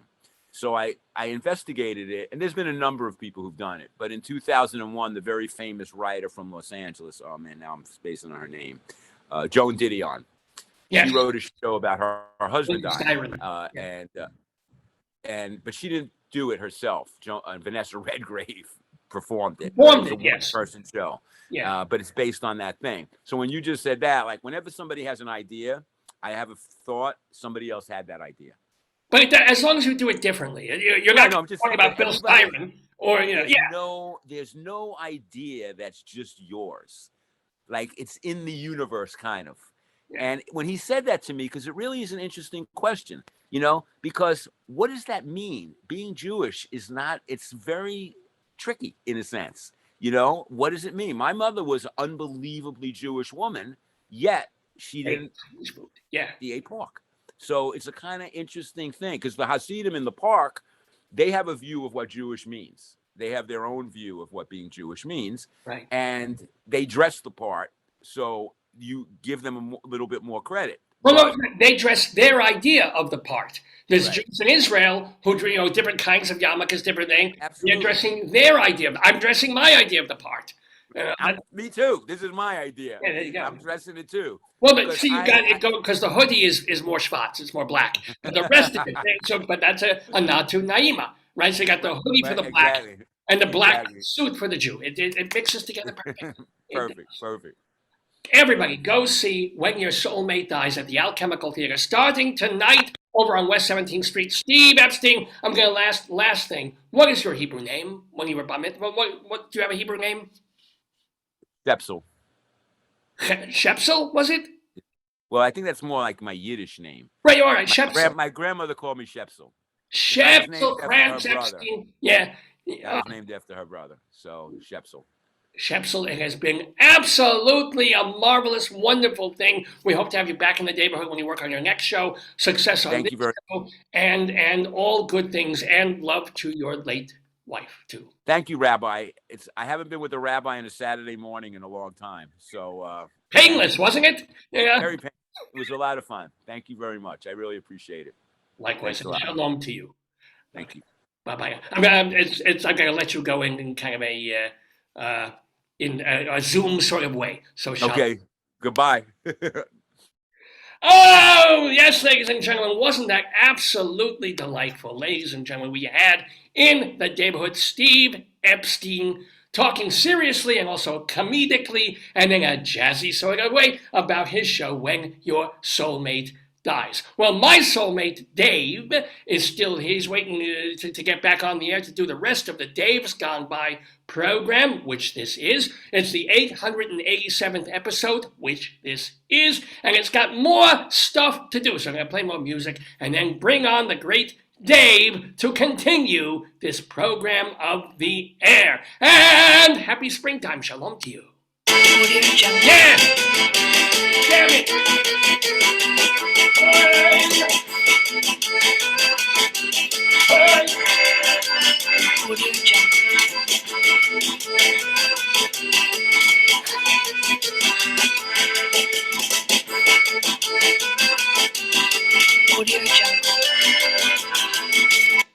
Yes, ladies and gentlemen, oh my goodness, what a fine guest Steve Epstein was. Interesting, funny, real, honest, great stuff. Talking to the great Rabbi Sol Solomon here in the Daverhood, where it is March 25th, 2023. I heard the yelling was over. That's true. Joyce knows when the rabbi leaves the room because the yelling stops. Yeah, babe. I can't find the one plunger. I beg your pardon. Oh, it's here. I have one of the other tappy things in case I need it. Why don't you take this for your xylophone? Oh, I don't even have this without doing the quiz. There's no quiz today. Yes, if you're tuning in for Dave's Gone By and you tune in every week for the yesterday quiz, I've chosen not to do it this week. I just needed a break from it to do the other things, to have Steve Epstein on as a guest, and also... Oh, good Lord. This is our sigh machine. Oh, good Lord. Not to mention, of course, our most important thing, the brand new, it's not an Uga horn, it's more of the hockey air horn. And not to mention the beautiful visual we have that Rabbi Sol found for us of Zeke in his men's suit. I don't know if he can dance. He can do dancing. Yeah. And of course, he's got the stomach of a 58-year-old truck driver. No, that's not a stomach. That's the suit. It's the it's the way the suit. It's a bad photo. Yeah, I don't know what the hell Zeke is doing there. I'm not going to move the computer for you to see that. But anyway, I'm Dave Lefkowitz. I don't think anyone should wait to see that. Yeah, certainly not. We're here doing Dave's Gone By. So we still have Greeley Crimes Old Times to do, and we have our Colorado Limerick of the Damned, and I've got my new hat. So what else do we want to talk about? We're going to talk about a couple of things before we get to official Greeley Crimes. Oh, yeah. Read me a poem, please. Yes. So why don't we do this? So I haven't done this in a long time. We actually did a show called a bit called StoryTime. A segment called StoryTime. Remember when I read years ago Hansel and his pet goat? I thought it was a cow for Hansel. It was a cow for Hansel. Yes. Good. We found. Well, I remember you read it for weeks. Yeah, it was a full-length book. It was a 150-page book for young adults. It was probably one of our mechanic who was a square dancer. It was probably his kid's book or his own book. Well, that was the thing. This was back when we were living in Colorado. I went to the service station, more than gas station, like what do they call the place where you inspect the car and fix the car and put it up on the... it was mechanic. It was mechanic. Mechanic. Yeah. And they had a bin. It was all things auto or something. All parts auto. All parts. Yeah, something. Yeah, and great. They were very good mechanic people. They never cheated. They were good. They were really good. He was a square dancer. Where do you know that from? He told me. Oh, really? He and his wife used to go square dancing, Yeah, I remember he had, he was one of his eyes was messed up. I don't know what happened, but he loved square dancing. A lot of people like stuff like that. Well, they're not Jewish. So, I'm sitting there waiting for the car for like an hour or so, and looking for stuff, because this was before I was carrying a computer everywhere. I could just log on, and I still had a little flip phone, so I wanted something to read. And, they had the daily newspaper, and they had, Popular Mechanics magazine. I like the background music. It's all right. Well, it's jazzy. It would have been more appropriate for Steve Epstein, who went to all these jazz clubs. How did he do? I was worried about him. It's great. It was absolutely great. Was he sad with his wife, though? Yes, of course. Of course. When did it happen? Well, he lost her in October of last time. Yeah. So this... October. But she had been dying November, actively. December, January, February, half a year. Ooh. Yeah. That's close to the... So it's not only fresh, but he is dealing with it every day. And he dealt with it when she was in a nursing home. He dealt with it when, so... He's probably still sorting out all the life insurance, the Social Security, all the documents and stuff. Yeah. And also their life together for 40-something years. Yeah, the emotional loss, So, anyway, where was I? So you used to do a segment about Hans, the cow. Well, the cow for Hans. Right. So we found there were these books at the gas station, and one of them, books for children, and one of them was A Cow for Hansel, which was this children's-y, well, It was a older children's children's book, yeah, for about this boy living in like even World War I Germany. It was that like, was the moral lesson, right? what was? It was the Protestant work ethic that the harder you work, the better you are. And his goal was to work enough on this like a farm where they treated him like chattel to get enough money so he could buy a cow for his family so they'd have milk and meat, right? Right. Yeah, that was the thing. So one time he had just enough to buy goats. So he bought a couple of goats because goats you can milk. Goats? Well, first he didn't have money for a cow, but it was important to get a goat first, so he had to give up some of the money he made, Yeah. and then to have so his family could have goats. Did they trade the goats in for the cow? I don't think so, but I think they bred the goats and they had a little more stuff. And then eventually, like after 150 pages of this book, I swear to you, He was a man. well, he was. He learned the work ethic. He learned, hard How to work. raise a farm, Yeah, and he eventually got himself a cow for the family. What was the cow's name? I don't even Let's remember. call it Evelyn. They probably didn't name it anything Should because we call it Evelyn? we can call it Evelyn again. But I wanted to read. It was so weird to find this particular book in a gas station, in a service station, and I was like, let me just. And I started reading it just on the show, kind of poking fun of it, but kind of just getting through it to read the story.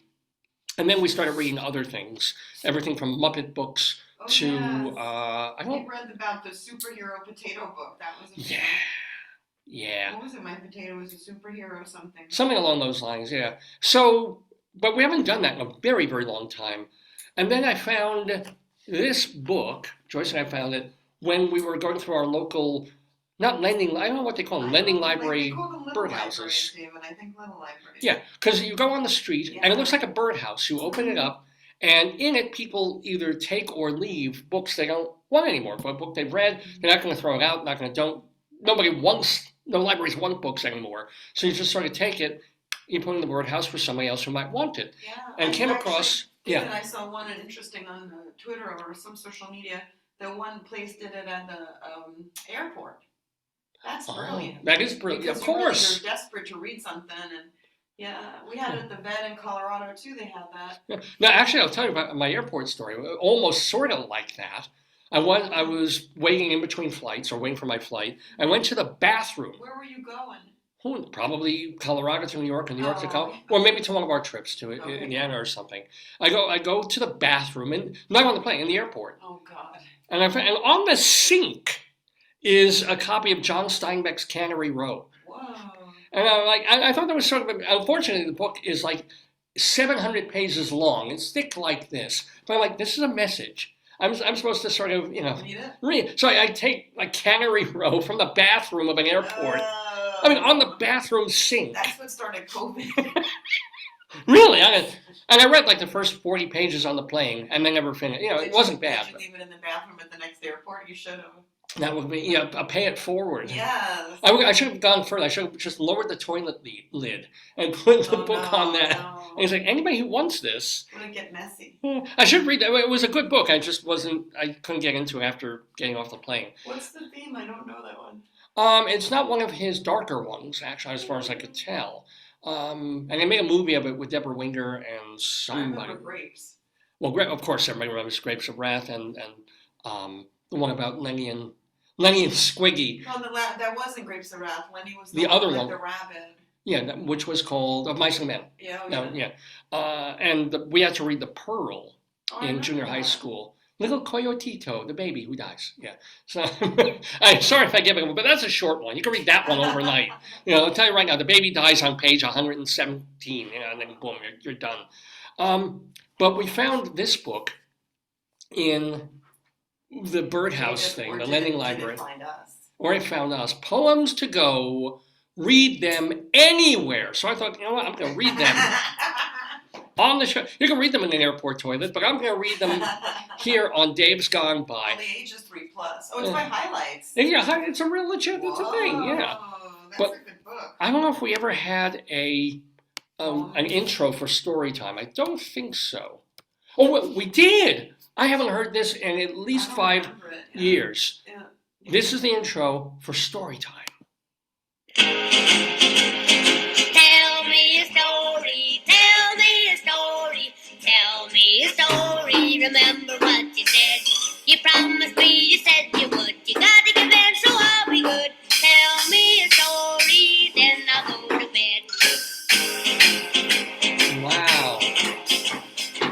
I totally forgot I had that intro. My gosh. Story time here on. You made that? That's great. Well, I recorded that. That was, I think, Teresa Brewer. I'm not sure who did the song Story Time, but that was the intro for many years as we did Story Time. Today it's poems to go. Read them. It's more poems to go. This is a sequel. Well, that's sad. We need to figure out the first one. Sequels are never as good as the first. So well, maybe we don't have anything to compare it to, David. let's start with this one. Oh, Lord. Okay. It's called Soccer Glory by Carol Saller. After seeing that cricket show on Netflix, I don't know. Is there any glory in those sports that, Well, let's just say, let's hope this is not a poem about rape. Okay. My shorts are all grass stained. My jersey's a wreck. Read it slow. I'm covered in mud from my feet to my neck. My glasses are broken. This really is about rape. My cleats are a mess. It just doesn't get any better than this. That's okay. And what is really weirdly ironic, and Joyce has no idea about this, What? but in class yesterday, I'm teaching English at a local university, Very classy. and I assigned a short story to them by Langston Hughes. Oh, And so I love showed them a Langston. video clip of Langston Hughes reading a poem to jazz accompaniment. And it was, he had a combo of How do you white think I got musicians. my start, David? But it's just How like, do you think I got my start? He and I go way back. so here we have a jazz, not a jazz musician, but a guy who spent much of his life in jazz clubs on the show. Joyce on jazz instrumentation. And I start to feel like Langston Hughes doing his thing. Keep it going. The Perfect Cure by Deanne Marie O'Toole. I got the hiccups yesterday. I tried to make them go away. I held my breath and spun around. I drank some water upside down. My dad yelled, "Boo!" The hiccups quit. And then I had a sneezing fit. I feel like I should be on Ray Charles. Yeah. Oh, God. Yeah, that's all right. You got the spice there. Yeah. Let's do another. No more. Save it, David, save them. One more poem. Come on, we only How did many 2 poems poems. are in there? Oh, there's like 30 poems in here. We'll do one Just read more. it in English so I can understand it, and go slow so I can play my music. Let's see. Let's see what we got here.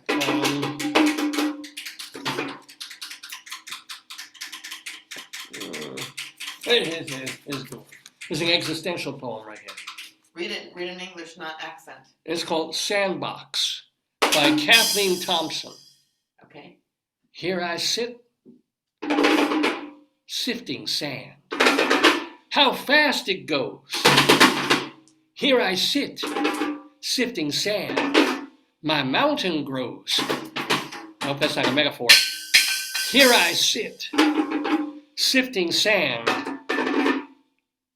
Where are my toes?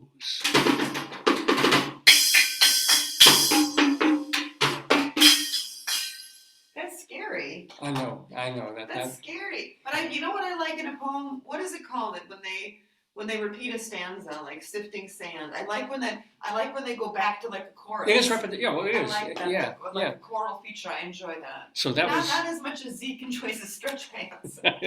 Who doesn't love that? So, ladies and gentlemen, these are poems to go from Read Them Anywhere. Happy to share them. Come on, we gotta do one more. They're so short. It's not like these are But 12. we don't have that many. How many? We're not gonna do this every week. Well, maybe we could. Let me find one more. Oh, here we go. This is cute. This is very cute. Ready? Wait. Here's a poem called Bathtub Shark by Joy Cowley. Do not scream! Do not laugh! When a shark swims in your bath. Do not utter a single cry as its fin goes gliding by.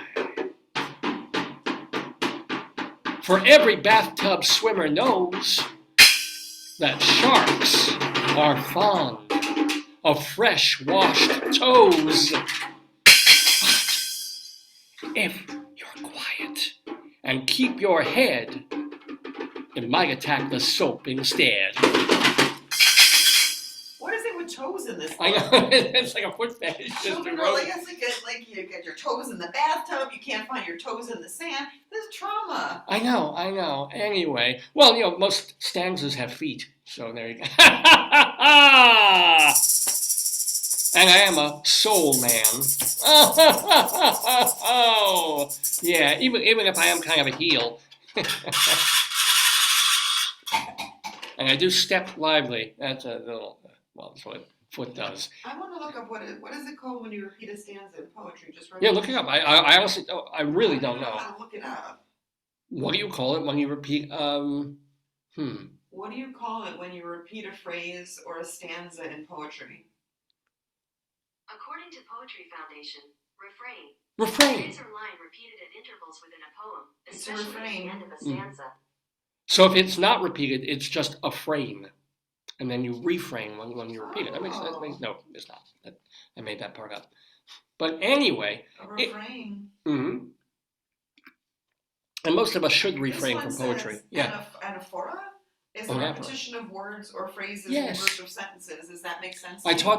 taught that in English 151, and I've forgotten anaphora. I was looking for my necklace that I'm not wearing. Okay, that's sad. Give me an example. You just gave me one. It's like I was looking for my So necklace. Let freedom ring from the prestigious Sol Solomon. Yeah. So let freedom ring. He repeats that again and again. There's anaphora, and I think epistrophe is the opposite, where it ends the phrase. So anaphora means you start a phrase over and over again with the same things. I learned today. Yeah, well, there you go. Thank you. You're very welcome. And that, my friends, was story time. Enjoy it. Yeah. All right, ladies and gentlemen, you're watching Dave's Gone By with me, Dave Lefkowitz, my wonderful wife, Joyce. Want to remind you that you can watch older episodes of the program by going to my website, davesgoneby.com. davesgoneby.com. And really, every show we've ever done since our very first one, from October of 2002, not 2022, 2002, Yeah.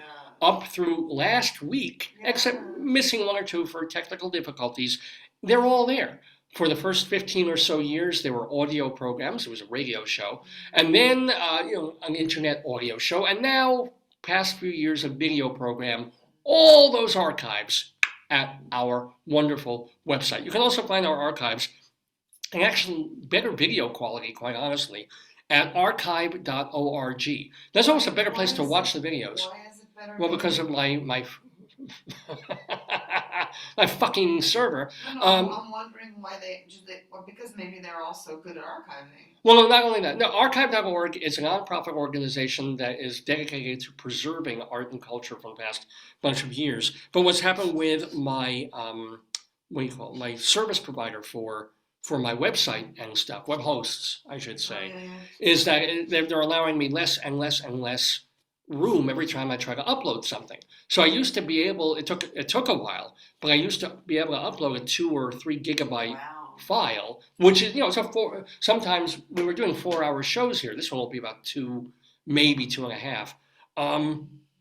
So, and that takes up a lot of bytes, and it was 2 gig, but it would load up. Now it won't load. At what time did you begin? 9 or 10? 8? 9. Okay. So, yeah. But it won't, now I can't even load up like 400 meg. And I've complained about it, and I bitched about it, and I'm just too busy or non-compos mentis to switch, hosts and providers. So I just take the show, and I make the video and quality less and less and less. So it's a 300 meg file, right? And it will finally load, and you can watch it there. Yeah, Whereas at archive, you get the full load. Can you link to archive? Well, yeah, I can certainly provide the link to that. I probably should start doing that. Again, it's not like you're watching a Hollywood movie and you're losing you're just losing video quality of this. It's not such a huge deal. Yes. But I shouldn't have to fucking do that. Right, Bluehost? Should not. Because it used to. They started messing with it and they started What happened? charging me more. And whatever it was, it's just, because I've got 860 80 something shows. Volume. Yeah, no, I I've get it. used up essentially all my bandwidth, as if bandwidth wasn't unlimited. As if there weren't zillions of people on the web and on the dark web uploading merrily or going onto the cloud, whatever the hell that is. No, somehow I've hit Well, like David, the ultimate look, limit. Just be thankful we have our ticket where we can 8:30 to 10:30. You are a VIP at Marshall's. This is So important. don't, when that gets you down and you feel that you're being trod upon, how many hundreds of thousands of other people have that ticket? Few. Phew, that's right. You are one. Only tens of That thousands. lady gave you that ticket and said, "Here, sir, 8:30 to 10:30. There'll be small prizes." Tomorrow morning we're getting up early. Yes. We're shopping at Marshall's Yes. just because Yes. we want that VIP special treatment. Yes. They're gonna let us in free. Yes. We're going to be allowed to shop at Marshall's for free, And which they're I going think to is give us probably a token. Maybe they'll give us like a kiss or something. you can have that. Oh, I'll take it. I'll take anything else. Any other little gift. I remember one time I was at a local supermarket on Long Island, and they're like, "Come gather around, free." They were doing demonstrations. I'm good. I'm fine. Giving away, or they were doing demonstrations of stuff. Yes. It was kind of like almost doing a QVC thing in person. Like an infomercial. They Yeah. do that with pots and pans and stuff. I'm like, Right. But if you stuck around, you went, they gave you a free gift. So they gave me some kind of free like peeler corer thing, which I don't know. Thank you very much. I put it in my pocket, forgot about it, and then stuck my hand with it later that day. I'm like, nothing really is for free in this world. They give me a gift for sitting through this guy's 10-minute presentation. David, and then after all the neurosurgeon put your hand back together for 20 hours of surgery. No, it was more like a bad, like a paper cut. It was just like a pointy thing. I was like, fuck this thing. I think I threw it away. No, I didn't. I didn't see it. So you It was this probably little red plastic thing. I was like, but it's supposed to go in. I And, know, it's crap. Yeah. yeah. I want to go back to the supermarket and start breaking things. So. Yeah, but tomorrow we'll see. We'll get up early. We'll head to Marshall's during the special preview time or whatever they're doing. VIP It's called time. preview time. Yeah. This is how exciting Joyce and my life is. This is what we look forward to I'm excited. in our week I'm excited. of going to Marshall's, not just to shop at Marshall's, but on a special morning of discounts and free stuff. I mean, my gosh, does life get better than that? What else? What else did I want to? So we did story time. Oh, I was telling you about archive.org is the place where really for the past few months is a better place David, to watch the show. Did I find that one or you found that? Where did we find that? Oh, I found that. It's just trolling along looking for public domain What's their- old their radio. thing- I was trying looking for Gene Shepard. Their thing is to just keep. Tell me what their thing. Well, is. imagine a Let me place. look. Yeah, go ahead. Archive.com. Read it to us. Yeah, Or org. probably both, but do org. Archive.org. Internet Archive. I want to see login, search, books to borrow. We'll see their about us thing of what is their mission statement, as it were.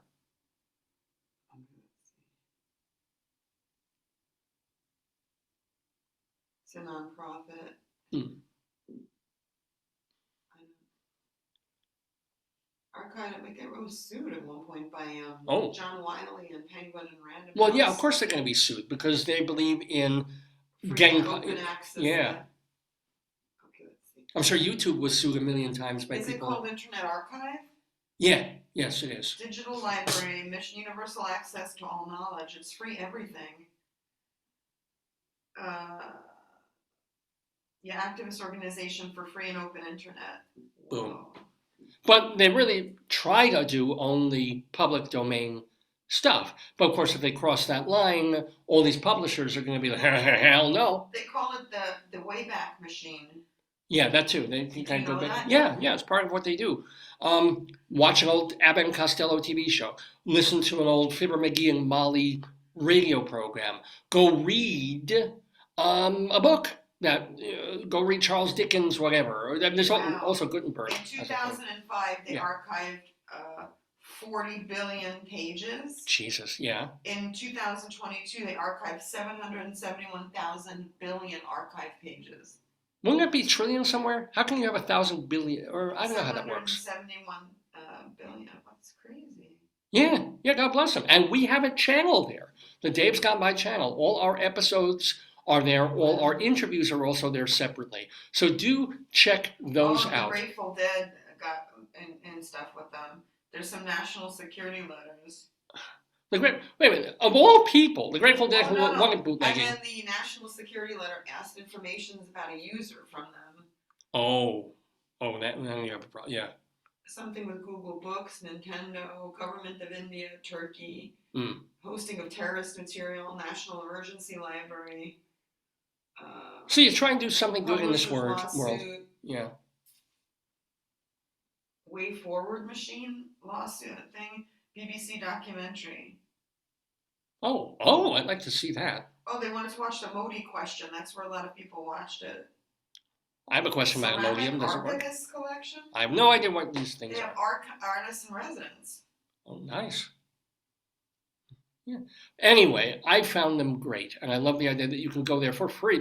They ask for donations, but you don't have to pay a thing to have access to millions of books and songs and audio. It's a wonderful thing. It's the archive.org, and you can watch our shows there. As I said, in higher quality now than I'm even able to put them on davesgoneby.com, even though you can certainly watch them at davesgoneby.com. Then we also put our audio files on castbox.fm. Castbox.fm. This is really for just what they call podcasts. Listening, yeah. If you want to go somewhere, don't want to stare at the screen for 2-3 hours. Well, if you're in your car right. or at the gym, or a lot of people listen to earbuds while walking, Like you don't want to, and also the video takes more stuff from your phone, so you could save and do the audio. Yeah, I have no trouble. If you can't look at it, yeah. No, but it's like at the moment I have no trouble uploading MP3 files to my Bluehost account. MP3 file because they're not 3 hours of MP3 is a few megabytes. It's like up it goes. Okay. Yeah. So yeah, I get that. But if you just want to hear the show. Of course, you can do that at davesgoneby.com or archive.org, but you can also go to castbox.fm, where it turns it into an actual podcast for you. Check it out. Don't you think that the more sources, the better for finding stuff? Oh, I think so. I don't care where people live. You can also watch our show on YouTube. We were having. Can't you just look at Facebook? You can also, only for the past couple of years. Not our old stuff isn't there. That's true, and I understand what you're saying. And we had trouble with YouTube for a while because when I was still playing music or some copyrighted material, YouTube would either trash the show or mute the show or not let me upload it because it's like, your video is blocked in 18 countries, including the US. I'm like, because I would play half a minute of some or 31 seconds of something. So I almost got fed up with YouTube and just stopped doing it, except instead I turned this completely into a talk show, which it wasn't. When I was doing it on college radio, when I was at WGBB. Joey used to always say she loved your taste in music. I remember that. I played tons. Part of it was me being able to be a DJ and share music that I loved or share music that was relevant to something I was talking about. That was part of the show, and I miss it. But I also think you're a very strong interviewer, so I like that you do interviews. Oh, well, thank you, dear. Thank you very much. I find them really engaging. Well, you got a guy like Steve Epstein. It just the interview kind of does itself, But when you said he's doing a show tonight, I'm surprised he would do it this morning. Well, that was nice. He didn't have a matinee, so I figured. Oh, he was up. Okay, he was ready. Warming up, But anywho, thank you to Steve Epstein. Thank you very much, and also to Paul Siebold. I'm glad he got on. Zoom things are normal. What? Zoom things are normal. I want to make sure if he wrote you. Zoom things are normal, though. What does that even mean? What are you saying? It's normal what he encountered with Zoom. Oh, having problems with Zoom. Oh, getting on. Oh, yeah, of course. Think, you don't know what to do, and people click the link and they don't. And what makes me nervous is like whenever there's a password and I need it, I always get nervous and I type it wrong. Even if I fix it, I forget the number, and it's sad. I mean, I felt bad. Anytime you feel under pressure, like one password. Oh God, what is it? Or like mine is always the semester at school. I always use the semester as a login for my thing. And I'm like, so, is there a break? Is there not a break between the word? Like, you know. And you're also, there's certain sites where you're fucking terrified because if you type the password wrong twice, it says you're locked out for the next 10 minutes. It's like, or like he encountered Zoom updates. So it's like as soon as you know, it's like, oh great, you know. Yeah. Ours updated like sometime in the middle of the week. And when I was doing the publicity summit thing. Oh really? I was like, okay, I'm ready to go on, and suddenly like Zoom needs to update. I'm like, no, bad. No. But I logged in early, so it was cool. How did that tell people how that Oh works? yeah, I forgot to mention. Remember, years ago I used to go physically, How and many this years have you it's done? got to be at least 15 years. Oh, okay. Wow. Really got to be at least 15 years that I have been going to, because they had them physically, just across the street from Penn Station at the Penn Hotel, something they called the National Publicity Summit, put together by a guy named Steve Harrison. And a brilliant idea. The idea was you've got so many people writing books or doing inventions or doing things that they want to get word out about. You know, they need PR, they need publicity, they want to get on radio shows and TV shows, from Good Morning America to Steve Harvey or whatever it is, to also being written about in popular magazines like Good Housekeeping and things like that, or to be on 2020 or so forth. All sorts of shows. Yeah. And how do they do that? How do they do that in one fell swoop where you take somebody who's written a book, let's say a self-help book, Yeah. and you, instead of they're trying to blindly send submissions and blindly, you say, okay, we'll take you and we'll let you pitch anywhere from like 100 different outlets, all in this one convention, right, over the course of a weekend.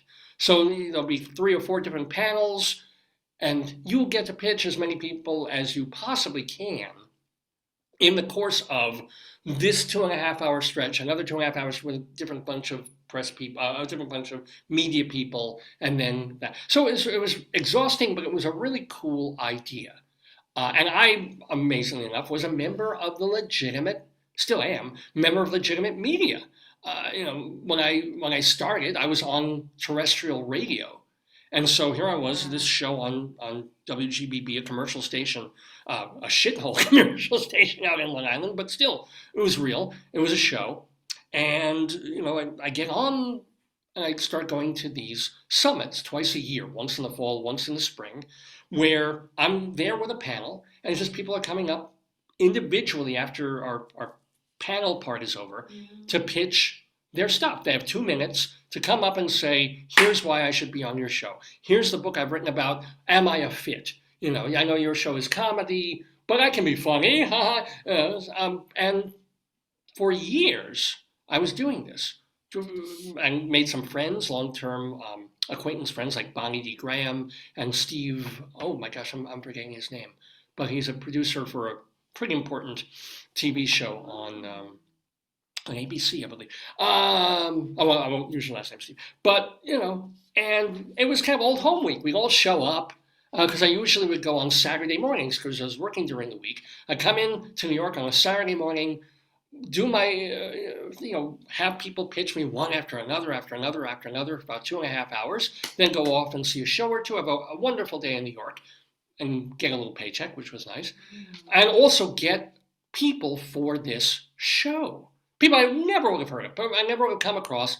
And yeah, granted, over the course of those 2.5 hours, maybe because of the show I do, 3 or 4 people would be right for the show. Whereas there are other people with talk shows or 3 hours in the morning on a Z100 kind of thing. And suddenly they've got 10, 20 people that they might think of calling and getting on their program. I was more select. I'm like, I want people who are either in movies or theater or music, or I want people who are specifically in comedy, or I want, some Jewish people. So Rabbi Sol has an angle to go after.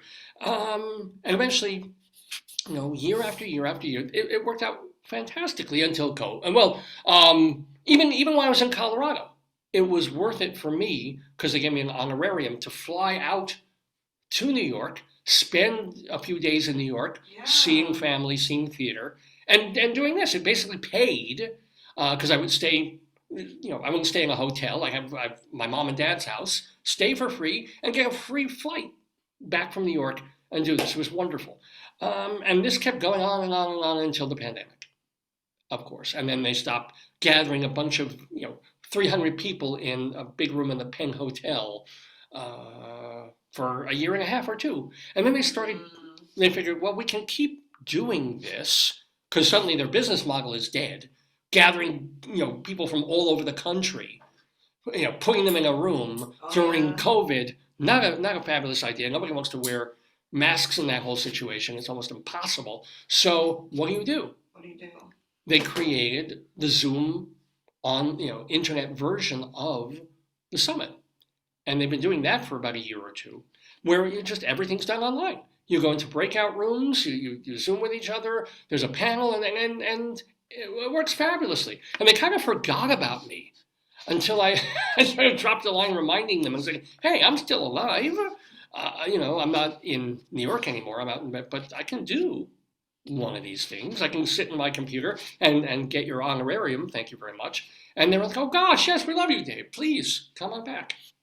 So I did it this past week, went online on a Thursday night after teaching, and met a whole bunch of really interesting, wonderful, funny, crazy people, a couple of whom I hope will be coming on this program in the weeks ahead, including, it's not a guarantee, but we have an expert on the didgeridoo. Oh boy. I mean, is there such a thing? There is. Is there really? This is a man who teaches people how to play the didgeridoo. I mean, yeah, that is almost certainly going to happen. And then, honest to God, and it was just about the time you were walking upstairs to bring me tea, I see a guy, and he's normal looking guy, but his backdrop, instead of just being a wall or his room, he had one of those green screen or backdrops behind him in black and white of an Ore-Ida potato truck. And I honestly let out a scream. I was just like, is that an Ore-Ida truck? And he said, yeah. I said, tell me. And he's like, yeah, well, my family back in the day, my ancestors invented, don't listen, potato, the tater tot. I'll repeat that, like Lewis Black, I will repeat that. His family invented tater tots. I nearly leapt out of my seat. Joyce happened to be just in the room at that moment. I screamed for her. She started showing, because, the other people in the room had no idea why I was losing my mind. And then she brings me, of course, one of the many, many, many, many, many, many potatoes that I have. And the picture she drew for my birthday this year of a giant spud.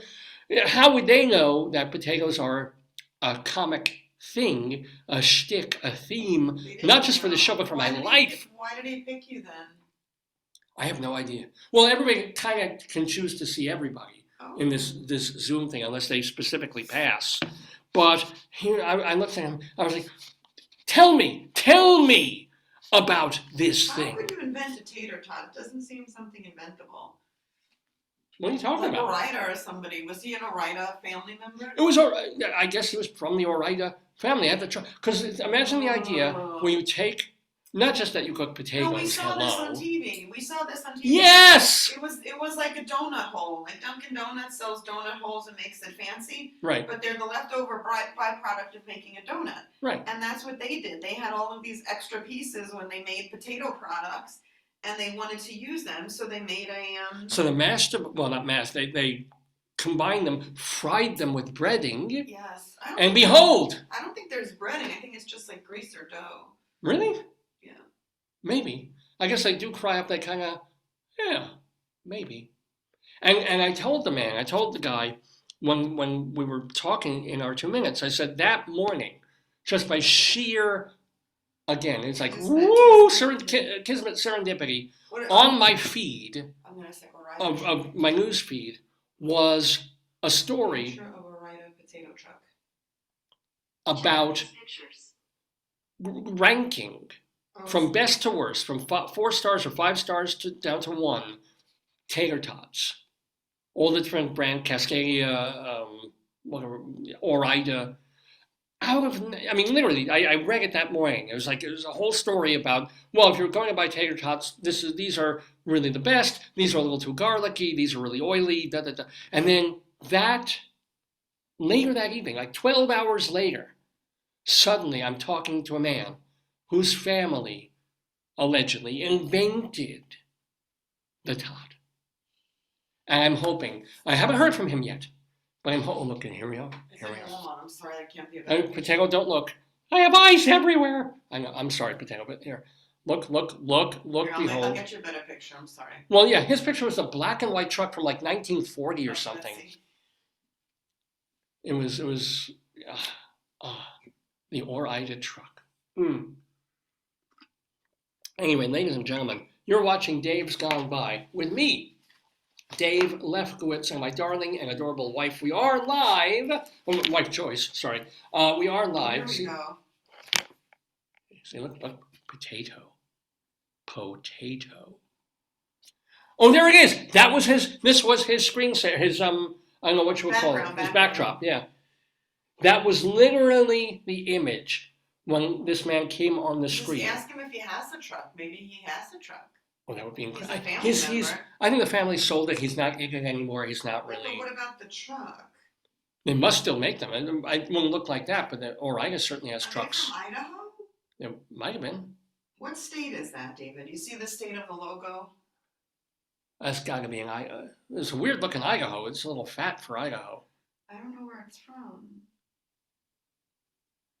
It says we only use potatoes from one state. It's the best you'll ever find.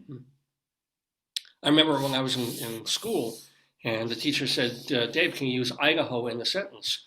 And I said, Idaho once, she bit off my dick. And then I was sent to the principal's office. Ladies and gentlemen, it's March 25th, 2023. Oh, you know what it means? Ore-Ida means O-R-E for Oregon and I-D-A for Idaho. Oregon, Idaho. Mm-hmm. That does make sense. You know why it looks like a weird state? Because it's 2 states together. They lumped Idaho. Oh, that makes total sense. Oregon and Idaho together. Here we go. Oh, this Oregon, is... Look! That's why it looks like a weird state, because it's 2 states together. Whoa. That's deep. And notice what's joining them? Do you notice the little visual pun? No, it's a French fry. Oh. David. Oh, what? David, I said please don't. What rhyme with fra? They're friendly. The states are so friendly that you'll find them together. So it's a friend find is what you get. Yeah, he thinks I don't know. He thinks I'm a moron. Well, you kind of, all right, I am a moron, but still. Anyway, ladies and gentlemen, Dave's Gone By is the program. Speaking of moron, want to hear what happened to me this week in class? Yeah, people are sending crazy pictures. Well, they should. About how a name is made. They're like, whoa, okay, what happened? So I'm lecturing. I'm doing my thing, right? And you farted? I usually, of course, no. Okay. You fell? No. Your zipper was open. No, God, no. You farted and you fell. And my zipper was open. No, I'm teaching because I walk around and I move around. And I go back. I sit down in the chair to do the thing, but it'd been about 10, 15 minutes before. Writing, yeah. So I look on the screen, and in this particular room, in this particular building, if you don't move the thing, it suddenly goes off. Yeah. And so like, great, fine. So I got, as soon as I sit down, I go to the thing, and then the computer goes off. Oh no, not again. And this isn't before class. This is the beginning of class. It went black. Oh no. And I'm like, oh my God, geez, because it's not just that it wasn't talking to the projection screen. Yeah. It was like my computer just went completely dark, and I'm like, I'm in the middle. If I even call IT, it'll take 20 minutes, for them to come up, and half of class was already over. Just take out your laptop and read from your slides. And so I'm literally like, okay, crap, guys. And I'm thinking, I wanted them to watch. It was either the Langston Hughes thing or it might have been on Tuesday. It was on Tuesday. Oh, okay. So there was another video I wanted them to Yeah. see. And so, well, you all have computers. Watch this, and then I was like, oh no, wait! If they all play their computers at the same time, No, they have to have earbuds. yeah, I didn't. It's like, yeah, I don't know if they all have earbuds. So like, wait, no, don't do that. Don't all play your computers at the same time. And then, all right, let me get my computer out of my bag because I always carry my laptop just in case. So I can do this and I can maybe show it around. And then one of my very, very best, absolutely one of my best students, a young, not just African American, but African young man. Shouldn't matter. That's irrelevant. He looks at me, he gets up out of his chair, goes behind me, and when I got into the chair, to sing, pulled the cord. I had pulled the plug Literally out of the wall. It's how nice that he helped you. I know, because I was searching out. Hopefully, anybody's from somebody is mechanically here. That's mad respect. When people help you, it means they feel you. It's like, oh, that's not, But I probably turned all shades of whatever. I thanked him, of course, and I just looked at I was like, I'm a moron. Oh, no. And then it's like, I'm a moron, because I think that I've done this before, like in years past, where the chair just goes to the plug. Just make a Post-it note that says, check plug, put it on your computer. But this idea of like, I'm gonna tell you, I'm fronting as a college level professor, ladies and gentlemen. Well, you know what? Like one time I was teaching was a grant writing class at night. No one's there at night. IT, everyone's home. And the computer started like strobing and flashing and just died. Well, and I was like, you know what? We're just gonna. It was nighttime. I'm like, let's go to another classroom. Nobody's here at like 10 o'clock at night. This was in Colorado. That's also smart. Could have done that. Yeah. But you got to make sure the classroom is available. But you know what? We're human beings. Like technology is not perfect. Well, no, that was not technology. That was me. That was literally an idiot move by me. No. I've done it too, where you wonder why something doesn't work and you've unplugged a piece of it and you're like, oh. Yeah. Because you figure, something in the back, something got jimmied off. Why would it? Yeah. I literally just pulled the plug out of the wall. What makes me mad is the computer goes to like screensaver and starts showing like all these, pictures of campus, and I'm like, oh crap, Well, be happy that's the screensaver. Oh my God. Anyway, so this is the man who's talking to you, who's doing this program. Dave's gone We're human by. beings, David. We're humans. Yeah, but I don't want to be per se a fallible human being when I'm trying to teach. That's what we are. University level students. That's what we are. But then I'm not. Why am I teaching them and not the other? Well, they are teaching me all the time, but what makes me so special to be teaching university? You could have specialized knowledge. You could be a classical singer, but not know how to operate Zoom. I mean, you don't have to have knowledge of. Knowledge is not a translational skill. So you may be extremely gifted. You could be a beautiful, I don't know anything, but not have skills in another way. True.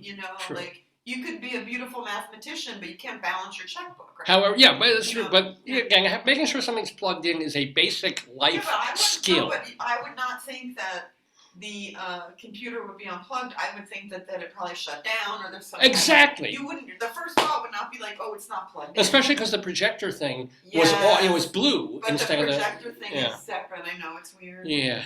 Anyway, that's part of my week.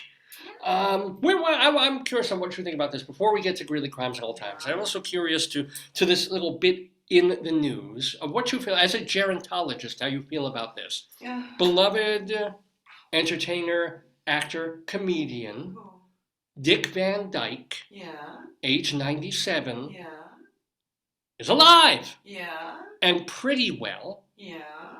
But he was in a bad car accident this week. He was driving or he was... He was driving. Yeah. No, thank goodness it was a one-car accident. He crashed into a gate. Oh, God. And he was injured. He crashed his Lexus into a gate, hurt himself, badly, but not hospital badly. What did he do? We don't know. Well, he seems to be okay. He had a one-vehicle car accident, which he should be able to come. Is it an accident when you hit something? I thought an accident had to be two cars. I thought if you hit something, it was just like I guess it Well, is it's a an fender, but accident. it's still an accident. I guess you tell the insurance company. Certainly the cops are called because, he was injured and it's a thing that happened, Yeah, right? yeah. But the thing is, aside from the fact that Dick Van Dyke, I don't know, years ago, he used to trip over the same ottoman in his living room. Yeah. Every single week. You figure he would learn to walk around it. You figure, like, every you turn on the TV, watch out, he would fall over the I ottoman. mean, that's a repetitious clip. Yeah, and it's a refrain. It's an aphorism. Yeah. Yeah. No, But but what was the problem? well, I'm going to ask you. He's 97 years old. Compass, still Yeah. Dick Van Dyke, right? Yeah. Like after Betty White, he's the one everybody looks at. Yeah, It's yeah, like, his betting thing goes up every month. So should a 97-year-old man be allowed to drive?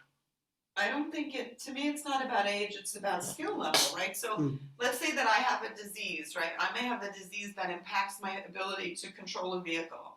No, regardless of what age, Of course. I think you have to be tested and say, is it a problem of vision? Is it a problem of whatever? Or you know what? Accidents happen to Anybody everybody, at right? any age can So have I an think accident. you Yeah. have to really assess like what happened.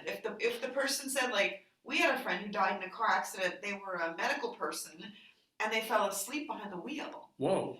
And they were driving home at night. It was in the country, like a Well, the United States. a suburban or rural area. Yeah. And they just drove the car off the road because they were sleep deprived, right? Yeah. So I think you have to figure out. And when I was in high school, there was a guy.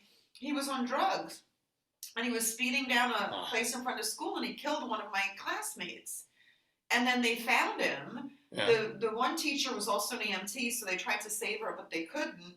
And then they found out it was a young, 20, 30, but on drugs. On drugs, so yeah. I think that you have to just understand, like, is this just a one-of where an accident happens? Or Did the person say, I had a medical event, a medication event, whatever? You just gotta, that's fair. But also, should there be a thing in place like if you're over 82, you're mandatory to take a test? I think they do that with eyesight. I think there are some tests that people have to take. Or eyesight for sure. If you every time you get I don't know if they do cognitive. I mean, my whole thing is like I remember I worked with somebody when I was at Temple, and he studied like this group that did heavy. His research was with a group of young people that did heavily like substances. Oh. So my argument for him was your group of people are way more impaired than older people because they're actively using substances that are like woo, So Right, yeah. I think it's hard to. I think using any classification like age as a marker is a problem. I think you got to look at a whole picture and say like what happened. Because remember when we lived in Hewlett, our one neighbor's mom had the car parked in front of her house. Our other neighbor was a mom, and she was just stressed out, and she backed up and she rammed the car. And she was like, you know what? I was just stressed and I hit the pedal and I whooped, So should you say then any young mom with lack of sleep? No. I mean, it's you got to figure out what happened. I think age could be a factor, but to go to age first is problematic. It could be so many things. Fair enough. If it was his grandson or son, would you do it? Well, his son. Speaking of, no, actually, his son Barry Van Dyke. I think he's still alive and well. He was on the show. Yeah. I told you the happiest thing for me. Pet rescues I watch on Twitter. They rescue animals and they name them like Owen Wilson, River Phoenix. They name them John Bon Jovi. Yeah. They name one Angela Lansbury. Oh, yay! I'm so happy. Yeah, what can I do? Because it was distracting. Yeah, she has the beautiful hair like Angela Lansbury color, but she only has 3 legs because they took. I don't know why they do that. Well, Angela Lansbury had 3 legs. I don't know if you knew that. She had 2 legs and 2 arms. Did she? Are you sure she didn't have that 3rd leg that she would tuck up? No, Zeke only has the. If he has a 3rd leg, it's hidden in those pants. I'll tell you that. I don't think Zeke is the boy. I think Zeke is the brand. Zeke is the brand name of the. And it says great for camp. I guess when you're running. Yeah, because if I'm roasting marshmallows and playing softball, I want to do that in a big suit with a tie, with a tallis. I'm still mad that I went to with Aspen Club that we couldn't roast marshmallows. Remember? Oh, Of because the bears. Well, yeah. Yeah, because of the bears. Hmm. Wish we'd been invited back to that a few more times. So Then what if we were in Colorado? We're just not there. no, they're still doing it though. Well, I don't post pandemic, know, but they would have invited us. We just weren't there, you know. love that. I mean, Anyway, it was a good time. We had a good time. We had a cabin. We had chipmunks. We had guest speakers. We had yoga. We had, it was pretty fabulous. Yeah. We were lucky. Also fabulous was living in Colorado. What is the thing? Taste the berry, drink the juice, or that? What's that from? I don't know. The blacker the berry, the sweeter the juice. No. It's a poem about taste the berry. Taste the juice. Something like that. Squeeze the berry, eat all the juice. Check your prostate. Make sure it's not loose. Let me think it. All right. Poem about tasting the berry, drinking the juice. I don't know what it is. Juice poems. Poems by O.J. Simpson? No, I don't know. What then? What the heck? He cut her neck. Yeah. No, I like that line. Apparently I can't. Well, while Joyce is looking, let me set up our next segment, which when we were living in northern Colorado, our newspaper was the Greeley Tribune, an actual real daily newspaper at that point, giving the news of northern Colorado. Here's an actual copy from, how old is this now? 2019. Taste the berry, drink the juice poem. Look how ragged this is getting. Did you find it? No, it looks like it's not Carol. Ooh. Anyway, so in Greeley, Colorado, in this newspaper, the Greeley Tribune, there were 2 columns every week that were intentionally funny, even though they were based on real things. One was ridiculous phone calls that came into the local police department from people reporting weird stuff going on in their neighborhood. And then the other, 100 years ago, put together by our friend Mike Peters, which had to do with things that were actually in the pages of the paper back in 1923. We mixed both of those up together, and I've got some great news about this, to create Greeley Crimes, Because berries are dark, the juice is sweeter. Day could not dawn without night. Colors without black would not sparkle so bright. The blacker the berry, the sweeter the juice. So it is from there. The midnight and the berries. Now, who wrote that? Who's? Joyce Carol Thomas. Huh. Of course, it's a Joyce. Yeah. Well, I guess Joyce Carol is sowing her oats. That's comedy. And this is Greeley Crimes Old Times. Mr. Horace Greeley. Oh, no, wrong. Oh, that was the closing, not the opening. Oh, no. Oh, no. What is this world coming to?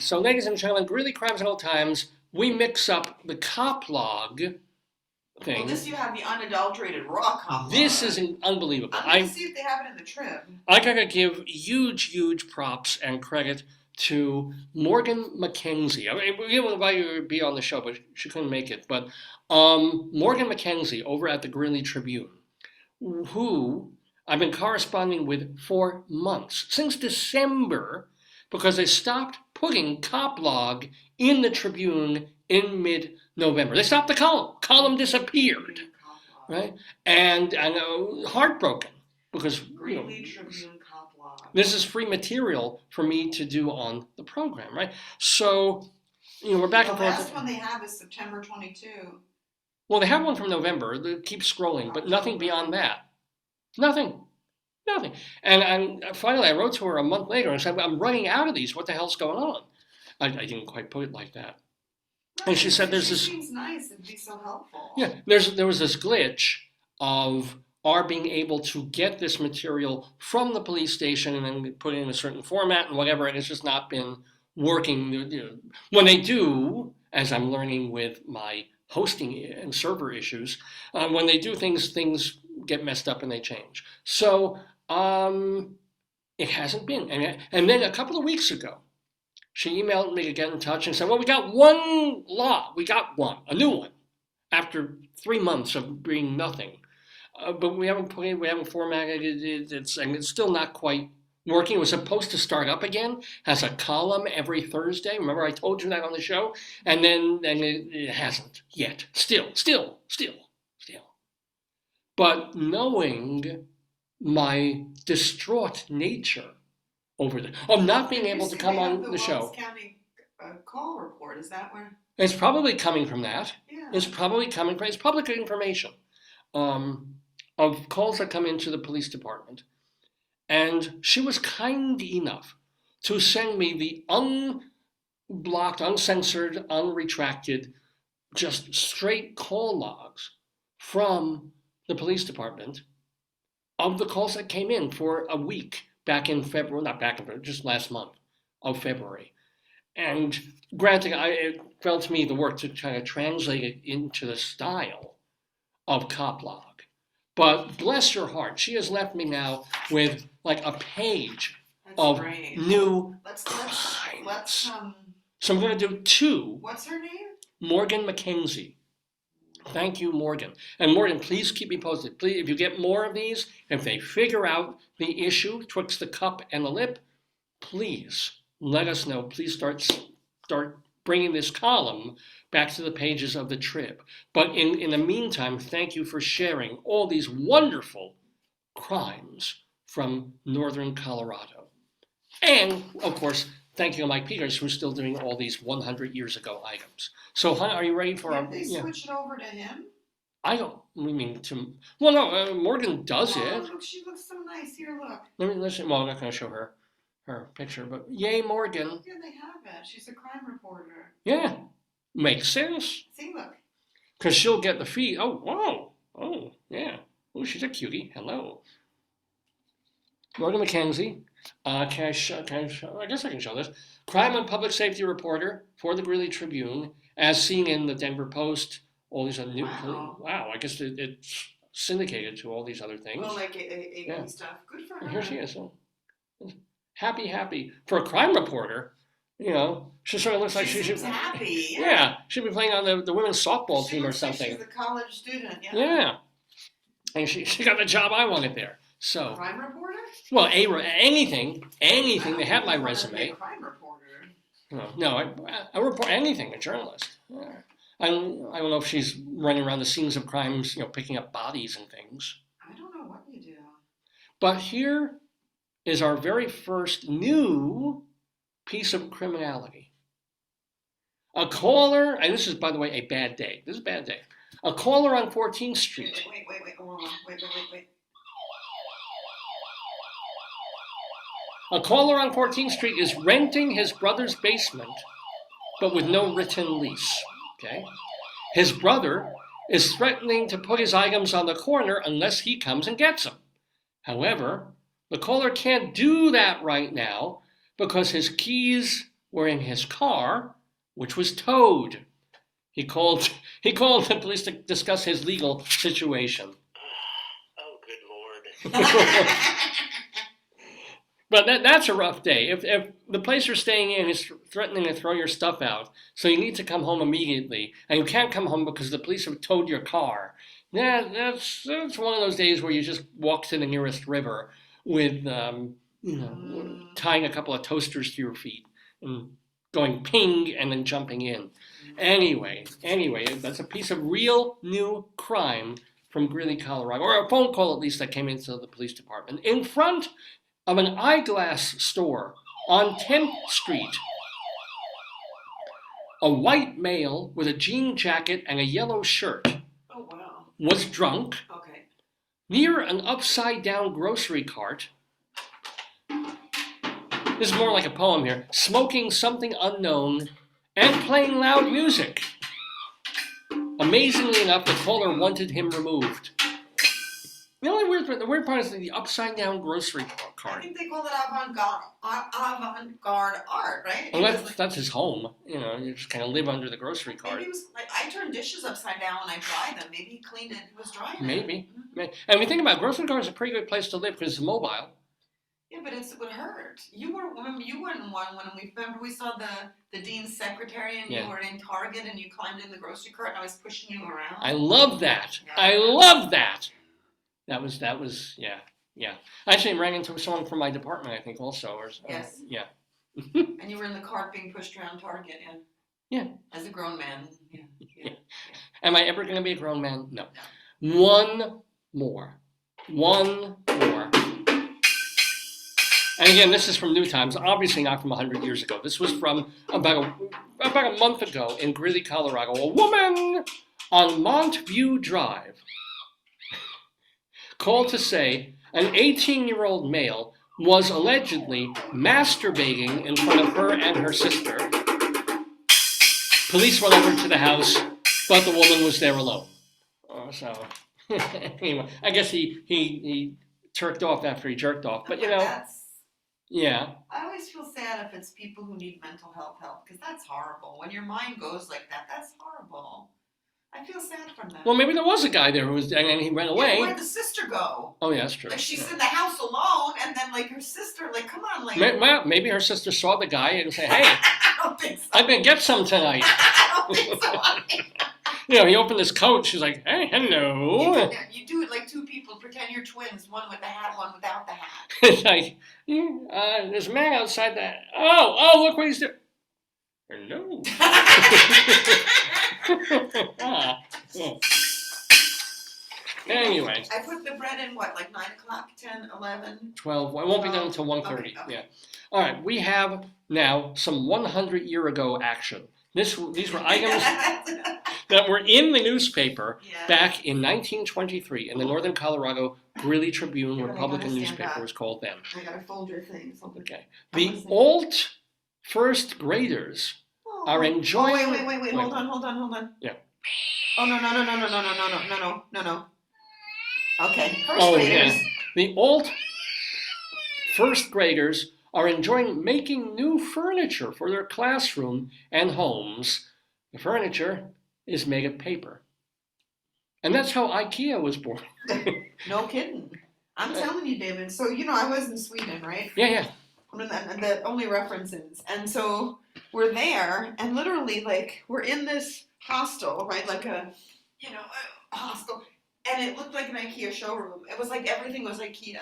And so, like, they have paper. They make lamp things out of paper. And we should go to IKEA and just see. There's like they have glassware and like silverware that's good. Paper? No, like glass and paper and stuff. They have plates and things. Oh, yeah.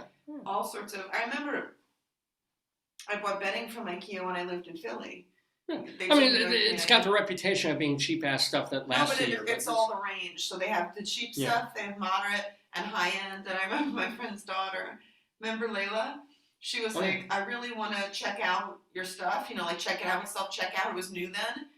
And she did the sheets like 15 times because she couldn't undo it. She kept trying to undo it. So the IKEA woman came and she said, is that your daughter's having trouble? And I said, oh, it's, my roommate's daughter. I said, she wants to do this. Let's help her. So we cleaned the thing out, and then one by one, it was like 5 or 10 things, but they were very helpful. And then I didn't eat meat, but we went and bought the kid those little Swedish meatballs. And it's a very fun event. We gotta go. This is IKEA, not too far. They have rugs and stuff. They have stuff. They have rugs? Yeah, all right. Yeah, it's a cute deal. All right. Well, by the way, somehow, where is it? I don't think this is a real. You want the side thing or this one? Okay. This is again from 100 years ago. Somehow, I'm guessing this is more of a joke than an actual thing because they're talking about Olson of Greeley, Colorado, wanted to be a railroad man. Somehow I think it's going to be a Swedish idiot joke. I'm guessing it. Here he is. Oh, he wanted to be a railroad man, so he started a job at the Roundhouse as a railroad. Roundhouse is where the trains come and they reroute them. Yeah. Roundhouse is a train thing. Yeah. So he was going to be started the job as an engine wiper, oiler, and cleaner. He was warned many times not to waste oil because it's so expensive. Mm-hmm. So then, as Olson was about to be promoted to engineer, he was asked, if you're an engineer and your train turns a corner and you see your train is going to crash into another train from the other direction, what would you do? What would I do? Olson answered. I'd grab the damn oil can and jump off the car. Wait, here we go. I'd grab the damn oil can. But that's good. Well, yeah. You can't, if two trains are coming at each other in such a close distance, even if you stop the train, it takes like a couple train lengths or whatever to stop the train. They're going to crash. Yeah, you might as well, you might as well, leap and but I guess the engineer's like the captain. You're not supposed to abandon Yeah, and the if there's other people on the train, yeah. See ya. You do want to try and hit the brakes so that the people in the back car don't die. Yeah. Oh, my goodness. Hey, did I tell you about the Reverend Walter Fowle? Honey, you look very handsome in that hat. Why, thank you. You do. It looks beautiful. It's a doctor's hat. That's nice. Yeah, really, it is. I mean, it stops reminding people how fucking bald I am. Look at that. Look at that. Jesus. That's what happens. We get gray, you lose hair, but you look very handsome. Well, but thank also, you. I think you're happier because it keeps your head warm. Like when your head's warm and your feet are warm, you're happy. Oh, yeah, true. Maybe to help your thinking brain. It keeps my brain Maybe head you should warm. wear it so when your computer disconnects, you'll know.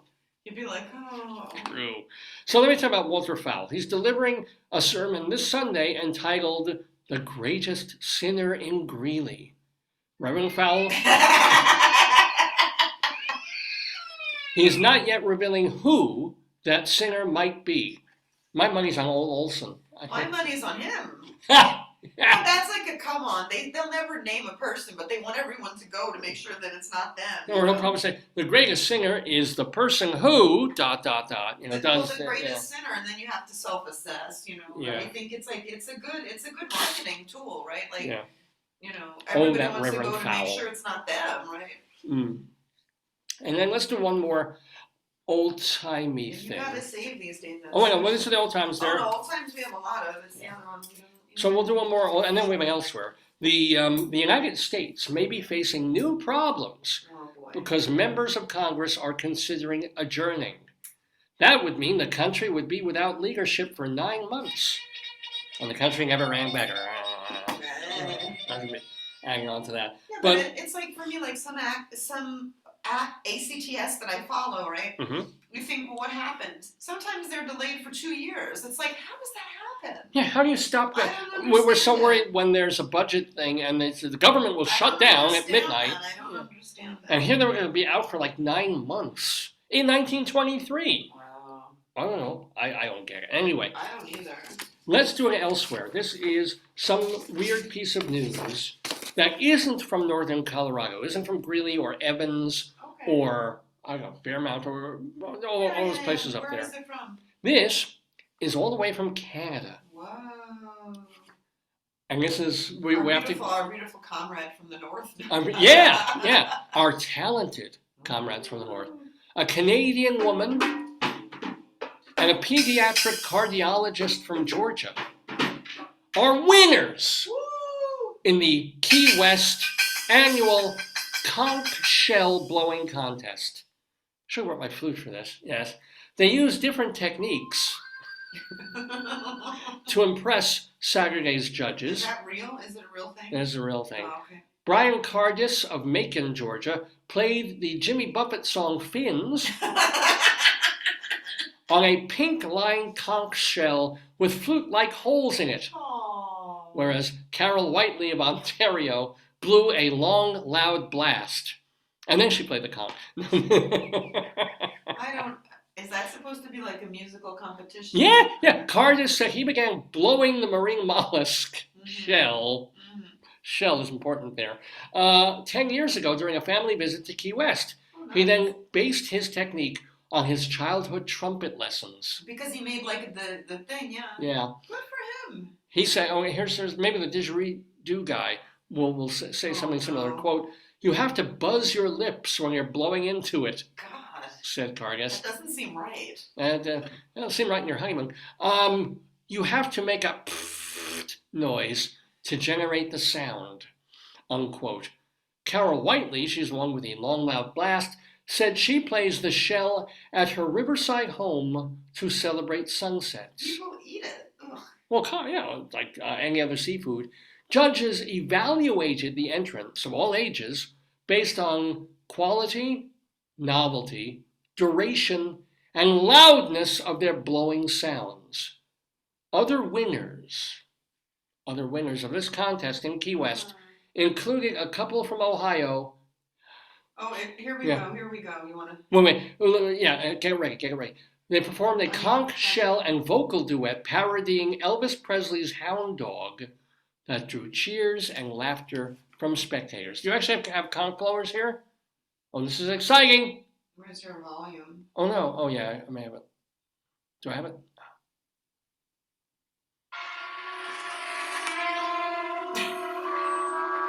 Oh, wait. The video went off.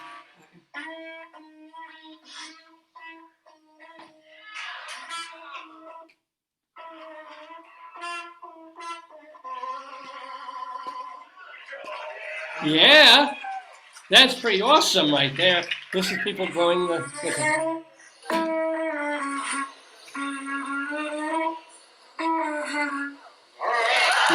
Yeah.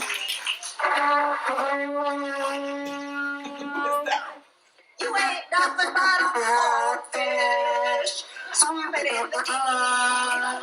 You ain't nothing but a hogfish, swimming in the ride. Wait. There's more. Is there more? There's gotta be more. Is there? Honey, do you see how this person's dressed? He's dressed like Poseidon, right? Yeah, but that was a good blast. This is Child.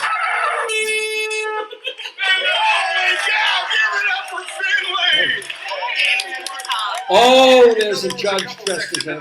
What? You sort of have to just buzz crown. your lips when you're blowing into it, since it's not blowing straight air. You have to make a noise with your lips in order to generate the sound. I learned. We did. Just look at this image. This is the image of all these people. I take my hat off to them. I do. Just look This at is- the image of all the. Yeah. This. Oh. Hold on.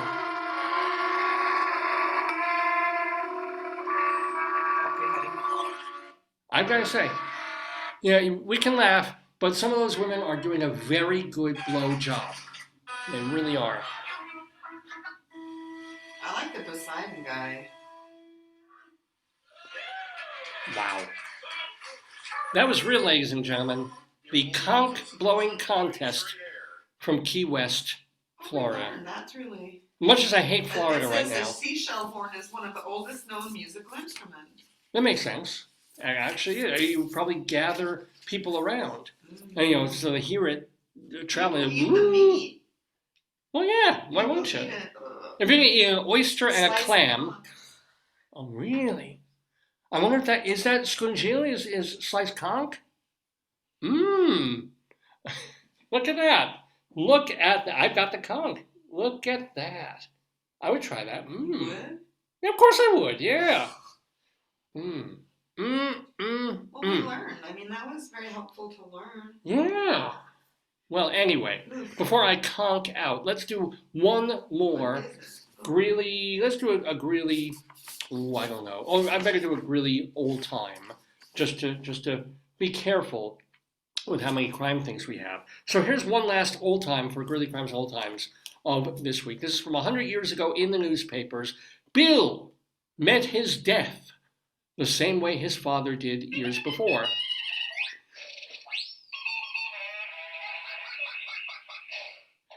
He was sitting in a rocking chair outside his home when he was struck by lightning. His father was killed in the same chair by a bolt of lightning years ago. Yeah, I like to think that Bill's son is just going to move the chair 2 inches to the left. It would kind of make sense, just to be on the safe side. Bill's progeny should probably move the chair just a little bit over. And those, my friends, were Greeley Crimes and Old Times.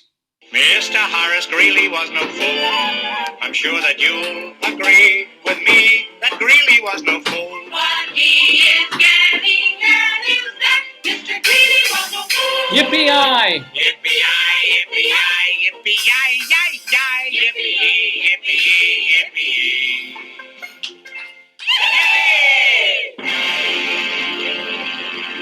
Oh, ladies and gentlemen, yes.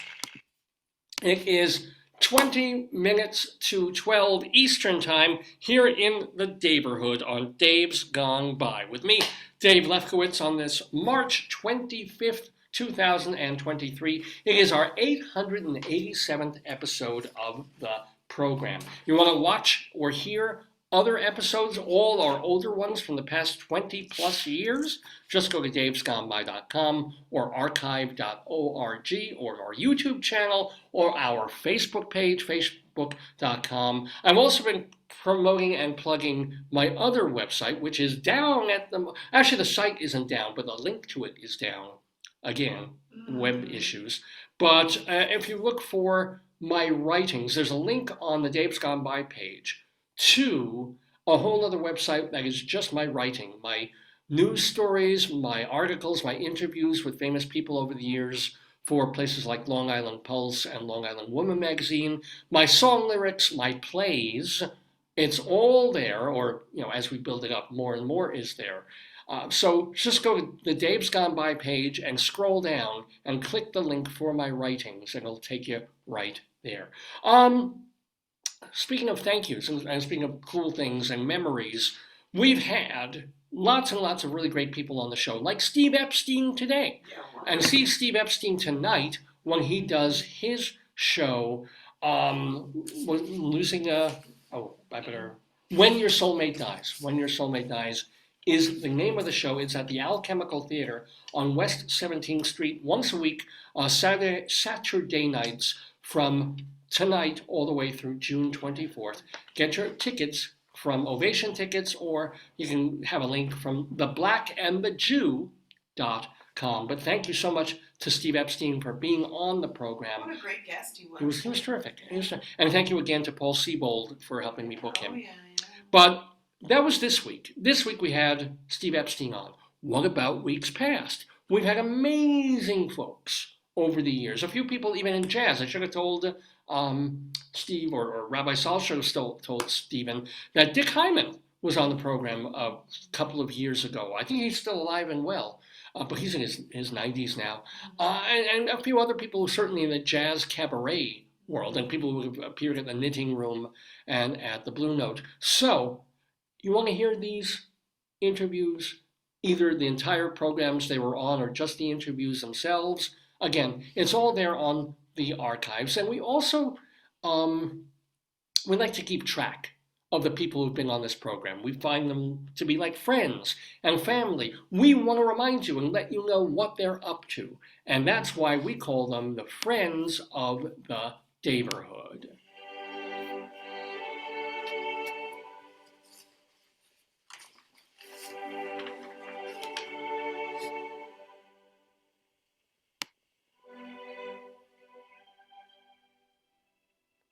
So Friends of the Daverhood, people who've been on this program in months or even years past. Want to give a shout out, congratulational shout out to Melissa Manchester, the singer-songwriter. Her song that she co-wrote called If It Feels Good, Let It Ride, you can hear it on Broadway in the show Dancin'. It's a revival of Bob Fosse's all dancing show. Fosse passed on a long time ago, but Wayne Salento kind of is reviving the show, honoring Fosse's choreography. And one of the songs in the show is If It Feels Good, Let It Ride, co-written by our friend Melissa Manchester. Also letting you know that tonight, yes, of course, go see Steve Epstein's show. But you can also see Uta Lemper doing her cabaret show called Lily Marlene.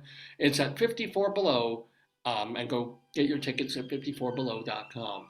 Mike Agranoff, if you happen to be on Staten Island, go see folk musician Mike Agranoff. He'll be at the Richmond Town Tavern tonight, March 25th. Tomorrow, Sunday, Christian Knoll will be singing songs of Lerner and Lowe. She'll be with a bunch of other people as part of Songbook Sundays at Dizzy's Club, which is over in Lincoln Center. On Monday night, congratulations to Lorca Perez, she will be getting a League of Professional Theater Women Special Award for herself and for starting the company Multi-Stages, off and off-off-Broadway. So congrats to Lorca Perez. And then also on Monday, a reading of a new musical by Greg Cotis. He is, of course, one of the writers of the Broadway musical Urinetown. He's got a banjo musical that they're doing 2 readings of. It's called The End of All Flesh, and they're trying it out at Theater Lab in New York City. On Tuesday, Vince Giordano and the Nighthawks will be at Birdland. And then playing now through, just the end of this weekend, so only today and tomorrow, for a few different things. Ishmael Reed's new play, The Conductor, directed by Carla Blank. That is at Theater for the New City. Christine Petty is playing Lady Bracknell in The Importance of Being Frank, no, not Ernest, The Importance of Being Frank, being done at ART New York over on West 53rd Street. And David Kirschenbaum, who was just on our show last week, he wrote the score for the revival, or revisal even, of the musical Vanities,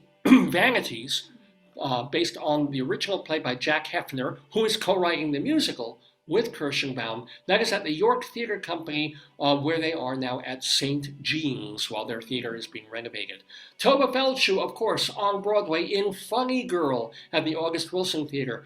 Katsura Sunshine doing his Japanese storytelling show Rakugo at New World Stages once a month. And then Seth Beeson-Hirsch, he does Seth's talent show at Don't Tell Mama every Tuesday night. Letting you also know that you can go see Katie Sullivan doing piano and singing at the Algonquin Theater on Friday nights from 6 to 8 p.m. And she just had a profile in the New York Sun newspaper. So I don't know if the New York Sun is still around, but she's still around, and she's at the Algonquin on Friday evenings.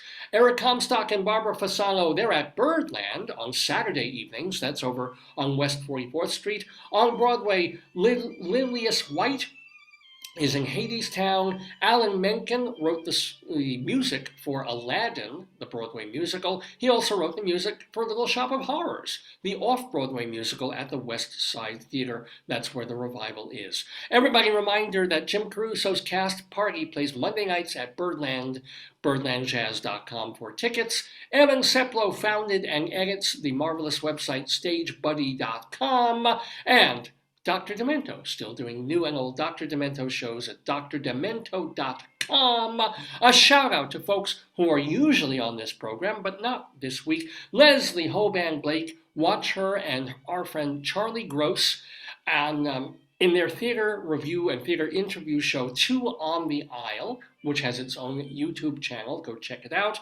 Vicky Quaddy, doing Late Night Catechism and other shows, including Easter Bunny Bingo, which you can find at the Greenhouse Theater in Chicago. And of course, please read David Sheward in theaterlife.com, culturaldaily.com, and his website, The David Desk. Usually they're on to play our quiz. I just chose not to do a quiz today, but we will see them in the Daverhood again very soon. And if you're a radio person still, remember that Everything Old is New Again is a theater, music, and cabaret show that's been running for many, many years on WBAI Radio, Sunday nights in New York, hosted and created by Dave Kenny.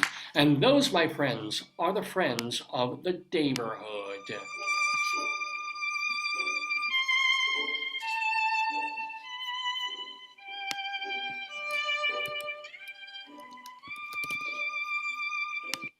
Thank you, Ludwig. So we have just one more item on our agenda for this Saturday morning, March 25th, 2023 on Dave's Gone By. Because, we've had this wonderful conversation with Steve Epstein. Rabbi Sol was here to do that.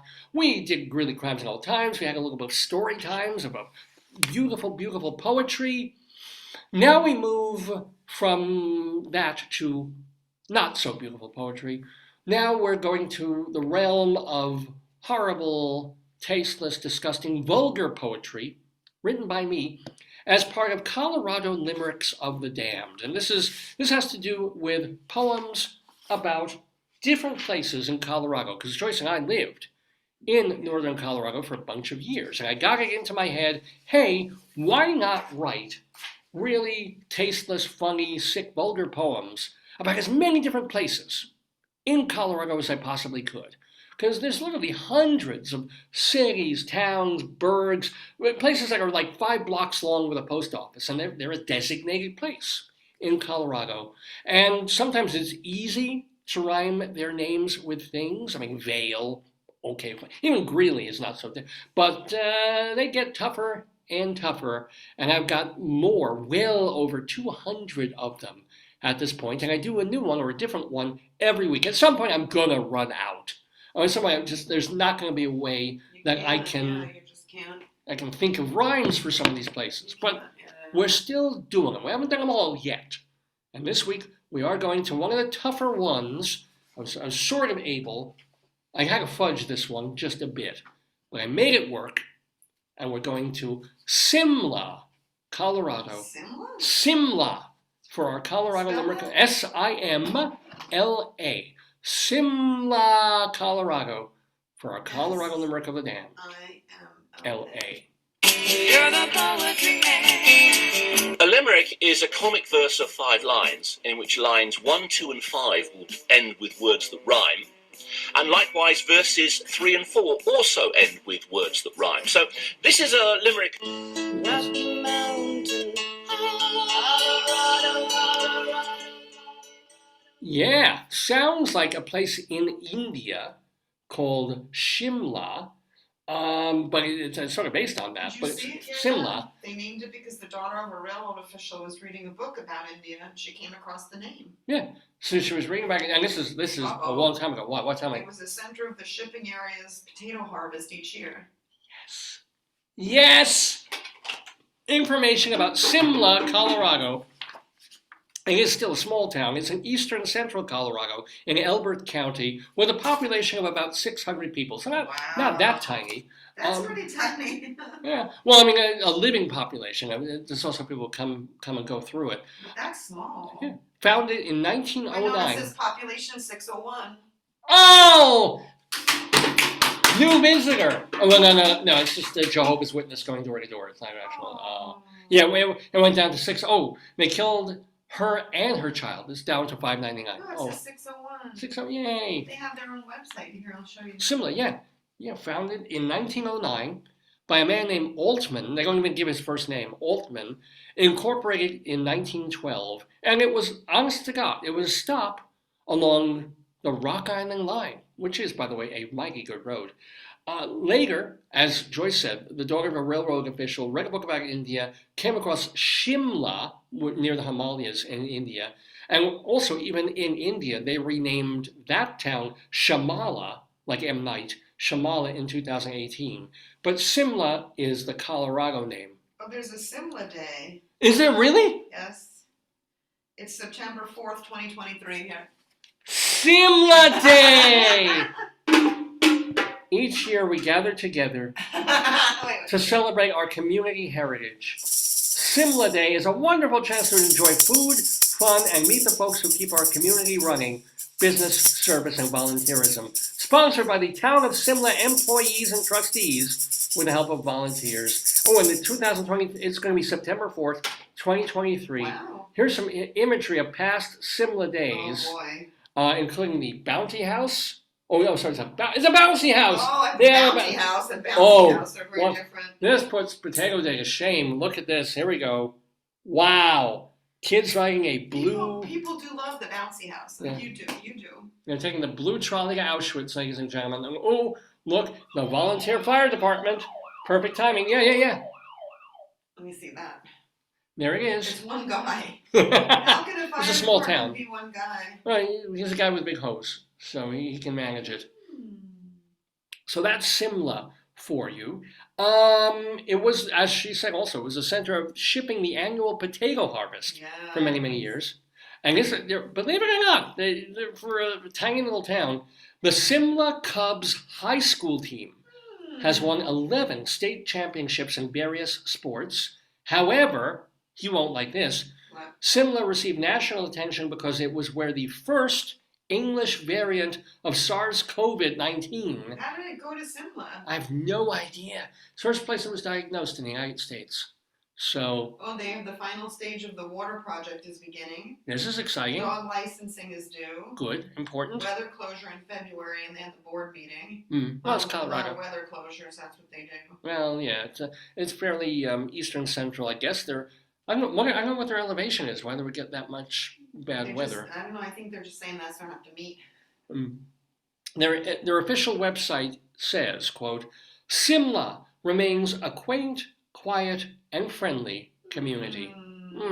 So they don't want to be the next big city. They just, it's a nice little place to live. It's like Grover's Corners, New Hampshire.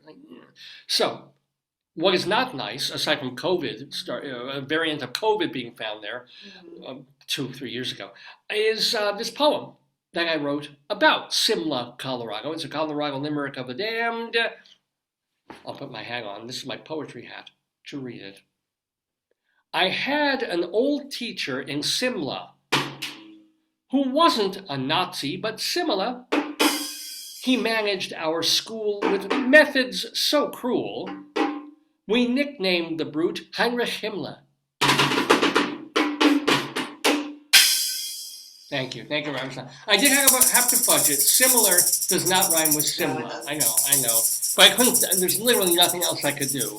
A lot of things rhyme with sim, like Quim and Jim. That's hard to get. But in La, nothing rhymes with La. I wonder if the virus was Simla, India, and they attributed it to that small town. You think? Yeah. I don't I know. wonder if they did a boo-boo. But anyway, that was our Colorado Limerick of the Dam. So please send your complaints to Dave's Gone By at AOL.com. Dave's Gone By at I wish I could check the AOL.com. Facebook on your phone.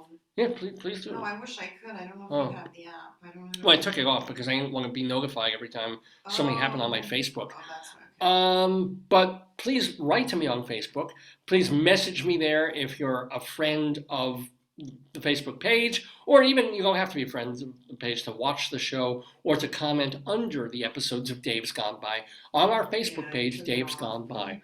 Also check our Twitter feed, Radio Dave 2. Check the Instagram page, Dave's Gone By. All different ways, wonderful ways, that you can keep in touch and let us know what you think of the show. Your comments, your complaints, your suggestions, your shout outs, your saying hi. And if you've been on the show also, please keep in touch in terms of letting us know what you're up to so that we can include you in our Friends of the Daverhood segment. So that is our show for this Saturday morning. 2 minutes left in Saturday morning. Did we cover everything? Is there? I think we did. We just gotta wait for the bread. I think when the bread is cooked, I'm gonna have a slice of bread with butter and a poached egg. Why not? I'm gonna do that. Yeah. What are you gonna have? If it's fresh bread, I'll probably have a bit. Toasted. I gotta fix the bread maker. What do you mean? And screw the slicer together to make the slicer. Oh yeah. That hours of fun. And then what else? I was going to talk about Donald Trump, but that can wait. Wait and see. Yeah, we thought he'd be arrested. Hasn't yet, and who knows if he will be. We'll talk about it next week. Yeah. I just hope they get him on something good. Are you not gonna have this. the quiz next week? I'm intending to do a show next week, even though I've got a ton of grading to do. When are people from the summit gonna start appearing on your show? Well, that's the thing. I want to get like Didgeridoo Man, Potato Man. I don't think that's their real name. Didgeridoo Man is not this person. And there were one or two other people who really kind of clicked and fit, and we'll see. It seemed like you were having a lot of fun. Oh, You yeah. were laughing quite a bit. It seemed like a good time in there. It was a great time. I mean, granted, a lot of times you're faking it and just trying to get through 2 minutes and make but people it's feel also good. hard, like, you're a performer, you're an actor, you're an interviewer, but for people who don't do this Okay. and they're trying to sell something, and I hate to say it, like, not this place, but as a Yeah. writer, Mhm. I get bombarded with people who are going to tell me how to write a book or how to publish, or and I knew a guy in one of the books we did, he hired this very expensive, very well-known writing Anything house? program, like a program to help him write. And in New York. Yeah, don't say that. And so he worked with them, and the thing he gave me, I was like, oh my God, like I could help you for free. Like it was so like, there's so many like ways that people take advantage of.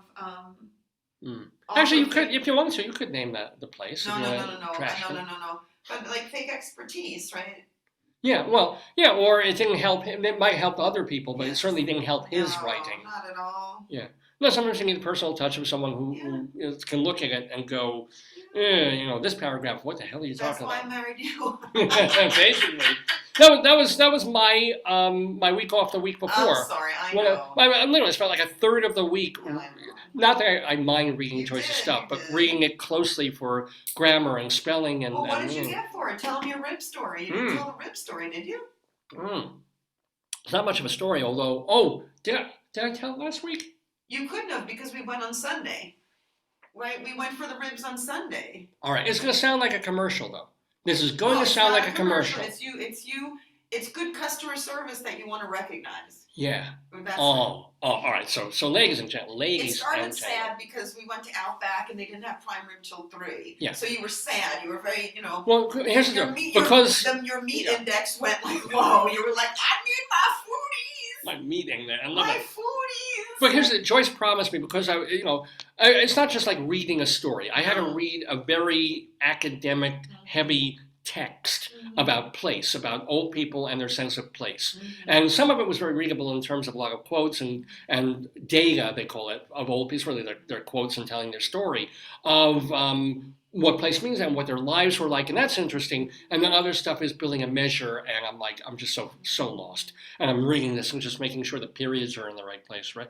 So, and it takes a lot of time. And it was my week off. I should be running around in Bora Bora or Key West at the Conch Festival. And it's like I'm at the computer, like, but when Joyce promises me, like, you get meat for every chapter. I'm you sorry, get a and I'm meal. very sorry. You get 8 chapters: intro, preface, and appendix. Yeah. Well, I still have my 11, appendix. 11, No. no. Take that out. But I felt very bad because you were like, oh, you know what? I'm gonna get the prime rib and everything. And then you went there and they're like, you called and they're like, not till 3. And we called before and I just remembered, like you have deja vu. I was like, oh, I remember. Yeah. No, because with Outback, there's the thing with that. I don't know why it's so different. But Outback can't do a fucking prime rib during the week. I think they have to roast it in a special oven. I don't know. Well, they can roast. What you can roast on a fragging oven, you can't roast on a Tuesday. Maybe not enough people eat it, so it goes.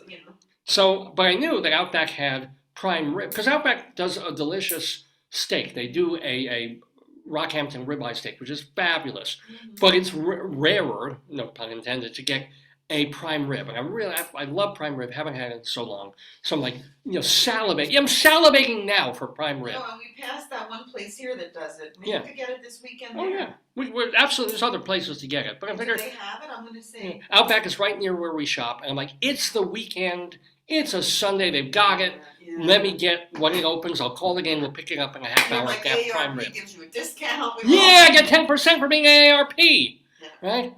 And then we call and say, no, it doesn't really. We don't have that until 3:00 in the afternoon. I'm like, you got to be kidding. Man, I've been jonesing for this all week. While I'm sitting there, words are going by my eyes and things about a statistical measure and quotes from books I will never ever read by people who are building sense of place in the 1980s. I'm like, oh God! But there's a prime rib on the end of this, right? I'm doing peppermill prime rib. We call Outback. We're in the neighborhood, and it's like, no, not. And it was like 11:30 in the morning. I said, I want this for lunch. No, I'm not going to go and come back and hell with it. But I see, just 2 buildings over in the same strip mall, a place called Mission Barbecue. And until we moved to Maryland, I'd never heard of this place. It's a chain of some sort. Because in New York, there was a barbecue place that you had, a couple of different barbecue chain places. But there was a place called Mission Barbecue. I'm like, who heard of this? What's this thing? I'm like, you know what? What the hell? Joyce, she wanted to go, I think you were refilling your SodaStream things, or you wanted to go look at, or Loft or Gap or something like that. I was like, I'll go meet you. Okay. Let me just go over to Mission Barbecue, see what they've got, see how long it takes to make, ribs or something. It says, best prime rib around. It's at nighttime. Saturday night specials. Where's that, Peppermill? Yeah, it's 12-ounce oven roasted prime rib for $20. But it's only Saturday nights? Yeah, look. Here. So next Saturday night, I can just drive over. Tonight. Tonight is Saturday. I thought today was Sunday. Tonight is Saturday. Let me see though. I don't know if it's true though. It might be an old Facebook. We have to call them. And this is the restaurant, by the way, that had a big billboard, neon. It says call for a reservation or carry out. Well, yeah, a neon sign that said Jewish apple cake a few weeks ago. This is the Jewish apple cake place. And it's about 3 miles from where we are. Oh my God, oh my God, oh my God, oh my God. But anyway, last Sunday, Joyce and I were in this other neighborhood. I see Mission Barbecue. Mm-hmm. And I'm like, you know what? If I can't have prime rib, maybe I can just have some ribs and not just really yummy Chinese ribs, which I love. But no, something different. Yeah. And over the years, last couple of years, I've been able to have ribs, but just getting them from the supermarket, like they're pre-cooked. They're in those big, long xylophone things, and you just heat them up, and they're just drowning in sauce. They're good, they're tasty, but they're not wonderful. Right? So I think, all right, let me go try this place. So I walk in, and it's a genius idea. It's fast food ribs. They do ribs just as if it were a Chipotle. They do ribs just as if you were walking almost into a McDonald's or a Wendy's. But they do ribs. And I come there and I say, okay, and I look at the menu. And it's not a huge menu. Okay, it's not like Nordy's with 50 men. It's like, okay, what do you want? And I'm like, well, what's the difference between spare ribs and baby back ribs? Because off the top of my, I know they're different, but off the top of my head. And the young, really nice server behind the counter. So, well, you know, the baby back have more sort of a rounded bone. Do you want to try a sample? Oh, yeah. Look who he's talking to. I'm like, do I want to try a free sample of baby back ribs? Yes. I don't think anybody, well, who would refuse it? Because you want to see if you like it, right? But I mean, you know, and he helped you with the sauce, right? He brings out first a baby back, like a rib, one full rib with meat on it. Wow. Hands it to me, you know, in a little cup. I'm like, here, try it. Feeds you.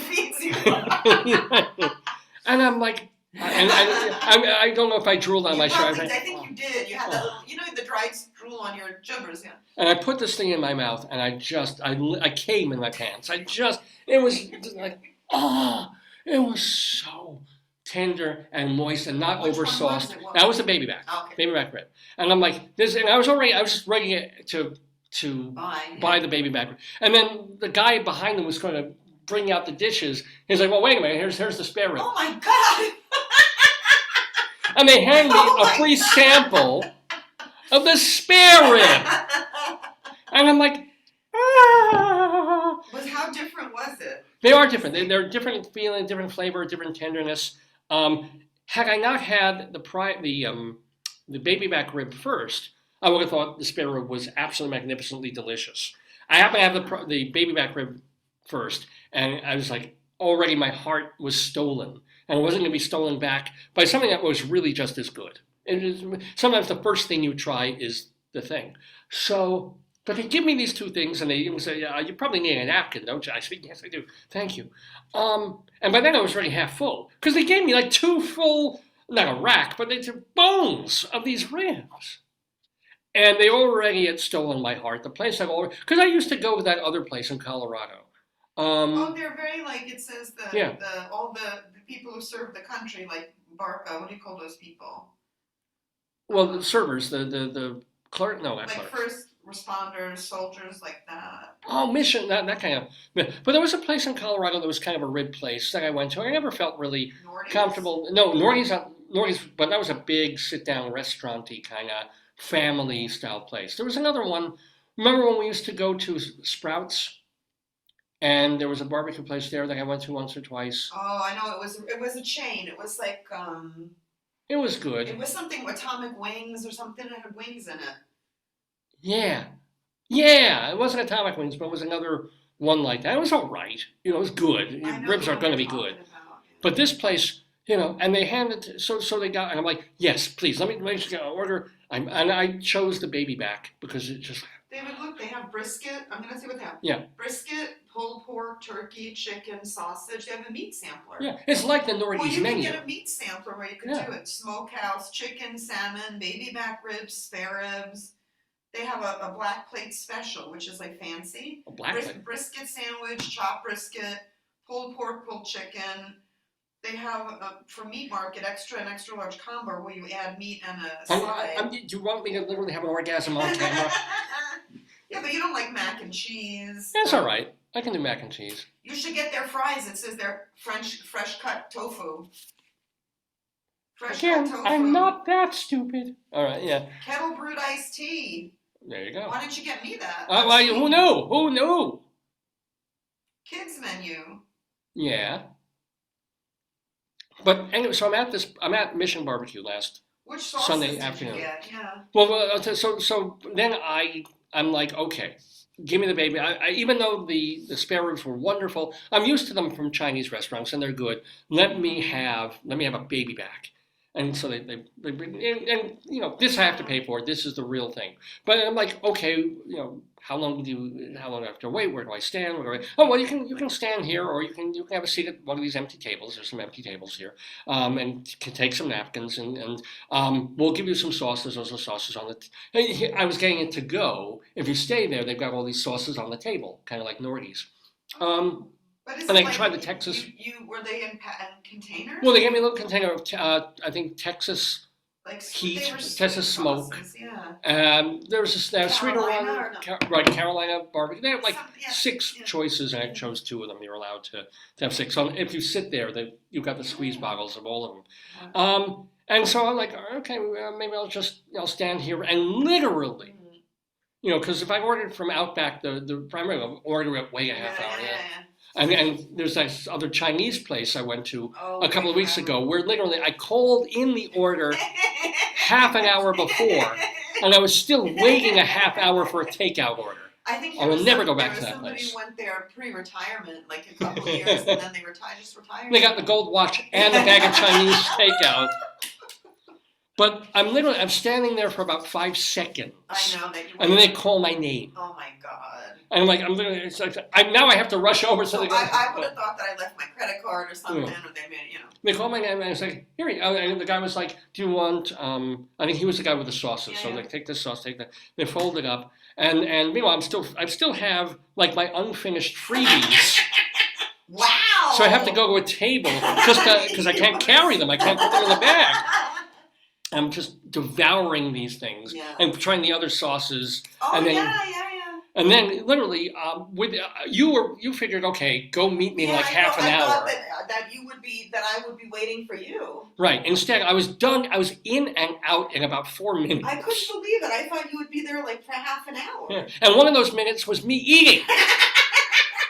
And 1 minute was you salivating. Wait. 1 minute was me eating the sample beforehand to try it. Hey, that must have took a minute. And pay, yeah. It was a 5-minute transaction from first to last. I walk out with ribs. Why don't you try their brisket or their? I don't love brisket as much as ribs. Really? I can get brisket, in different. Yeah, but not the same. Not the same. And I love pastrami more than brisket. But I wish they would do pastrami, because if they could do pastrami like Katz's Deli, I would eat at Mission like 4 times a week and die by the time I was 62. But still, you should ask them if you could get a discount for your AARP too. I wonder. I'll look that up. I wonder if they do that. Or I'll check it out. Yeah, I don't know. I am. But so again, I'm not here to do a commercial for a place that is not paying me, and it's not that kind of a show, and I'm not whatever. I mean, obviously, if you want to pay me, and I'll do a commercial. If you give me money, I will promote anything. When you want to close all the Planned Parenthoods and stop abortion in America, I'll do your commercial. Just pay me. It says people 55 or more can get a 10% senior discount at Mission? Yeah, I don't know if that's true. I'm gonna have to check. Please check. Yeah, I'm looking. Please check. Okay, browse categories. Oh, I wonder if this is out. Because am I going back there? Oh, Bubba Gump. I'll tell you the places you can get Bonefish, Bubba Gump, right. Carabadabadaba. They're all owned by the same company. Cinnabon Corner Bakery, Denny's, Joe's Crab Shack. Where's that? McCormick and Schmick. McCormick and Schmick! I just love saying McCormick and Schmick. I don't think so, because it's not on their website. Oh! Moe's, Outback. It doesn't say, I don't see it. No discounts for Mission? No, but you could ask them. But I will say you can get a small thing of ribs for about $13. Is that good? Which, if you figure, if you go to Chipotle, it's $9 for a rolled up thingy. For ribs, it's rib meat. But you bought sides too, right? Didn't Well, you? yeah, the sides was good, but it didn't come with it. You should get. You know what? Yeah, but I'm not gonna get the sides again. If it came with it, sure. Give me coleslaw or give me what did I get? It was like a noodle. No, what was my side? It was garlic mashed potatoes. Oh, it was cheesy mashed potatoes. Cheesy mashed, very good. But I need to pay $3 or $4 for that. I think Forget only that. veterans get a discount. Oh, well, mission. But certainly, I will go back for the meat. I will be going and for the way they treated me. For offering me a sample, for the kid being so nice, for the guy for them being so quick and easy to use. Maybe I was first timer's luck, and other people have had bad experiences there. But my gosh, You love your ribs. my ribs and Mission Barbecue. Thank you guys. Thank you for making my Sunday last week and covering one of the chapters that I read in Joyce's book. So there's about 7 chapters left plus the index. You Plus have 11, so you have 10 left. Wow. I'm going to parcel them out all year. I should do like one every month. And then it'll go up to your next book next year or whatever. Anyway, No more books, 10. The 5th book, I die. You want to explain that reference? Oh, I die after my 5th book. Joyce went to a psychic once who said, you're going to write 5 books in your lifetime. And so this is going to be Joyce's 4th book that is just gone to the publisher. Although one of them doesn't really count because you were an editor and you just had a one chapter in it. But Doesn't count as a book. I think that counts too. You can't she said they'd all be related but not the same exact thing. Not the same exact thing, but so wait another like 15, 20 years before you write your next book. I know. And that way, because the psychic said, you'll write 5 books in your lifetime. Before she's you got die. 4 out of them, so. I was premature, so I always do things fast, Mm. Pop it on out. Here I am, world.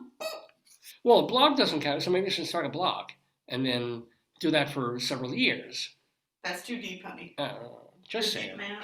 I gotta move around. I got a little bit chilly, Bubba. Well, it is. Oh my God! It's after 12:15 already. We ain't even got a quiz this episode. Why the hell is it 3 hours and change? Anyway, thank you for joining us for this episode of Dave's Gone By on this rainy March. Here we go. Oh, thank you very much. This jazzy, rainy March afternoon here in Maryland and the Daverhood. I hope the weather is going to get a lot better, of course, and I hope you have a fine week. We're only about 2 weeks away from Passover. I hope... you had your Hamantashes. I did. And, I'm looking out at trees that are already... the foliage thing between a week ago and now, just seeing all these different things. We saw the cherry trees, the blooming. Look at the, what do you call those flowers? Are they daffodils? That's what I've been calling them. I think they are. I don't know if that's the real name, but that's how I've been. Well, I'm Daffy Dave. That is my wonderful wife, Joyce, and you've been watching Dave's Gone By. Make it a great one. You didn't bring the goat. Oh, I forgot about the goat. Next week. And we should be here next week with a brand new 888th episode of Dave's Gone By. And Gone By. Dave's gone by. Dave's gone by. Dave's gone by. Dave's gone by. Tater tots. We'll talk.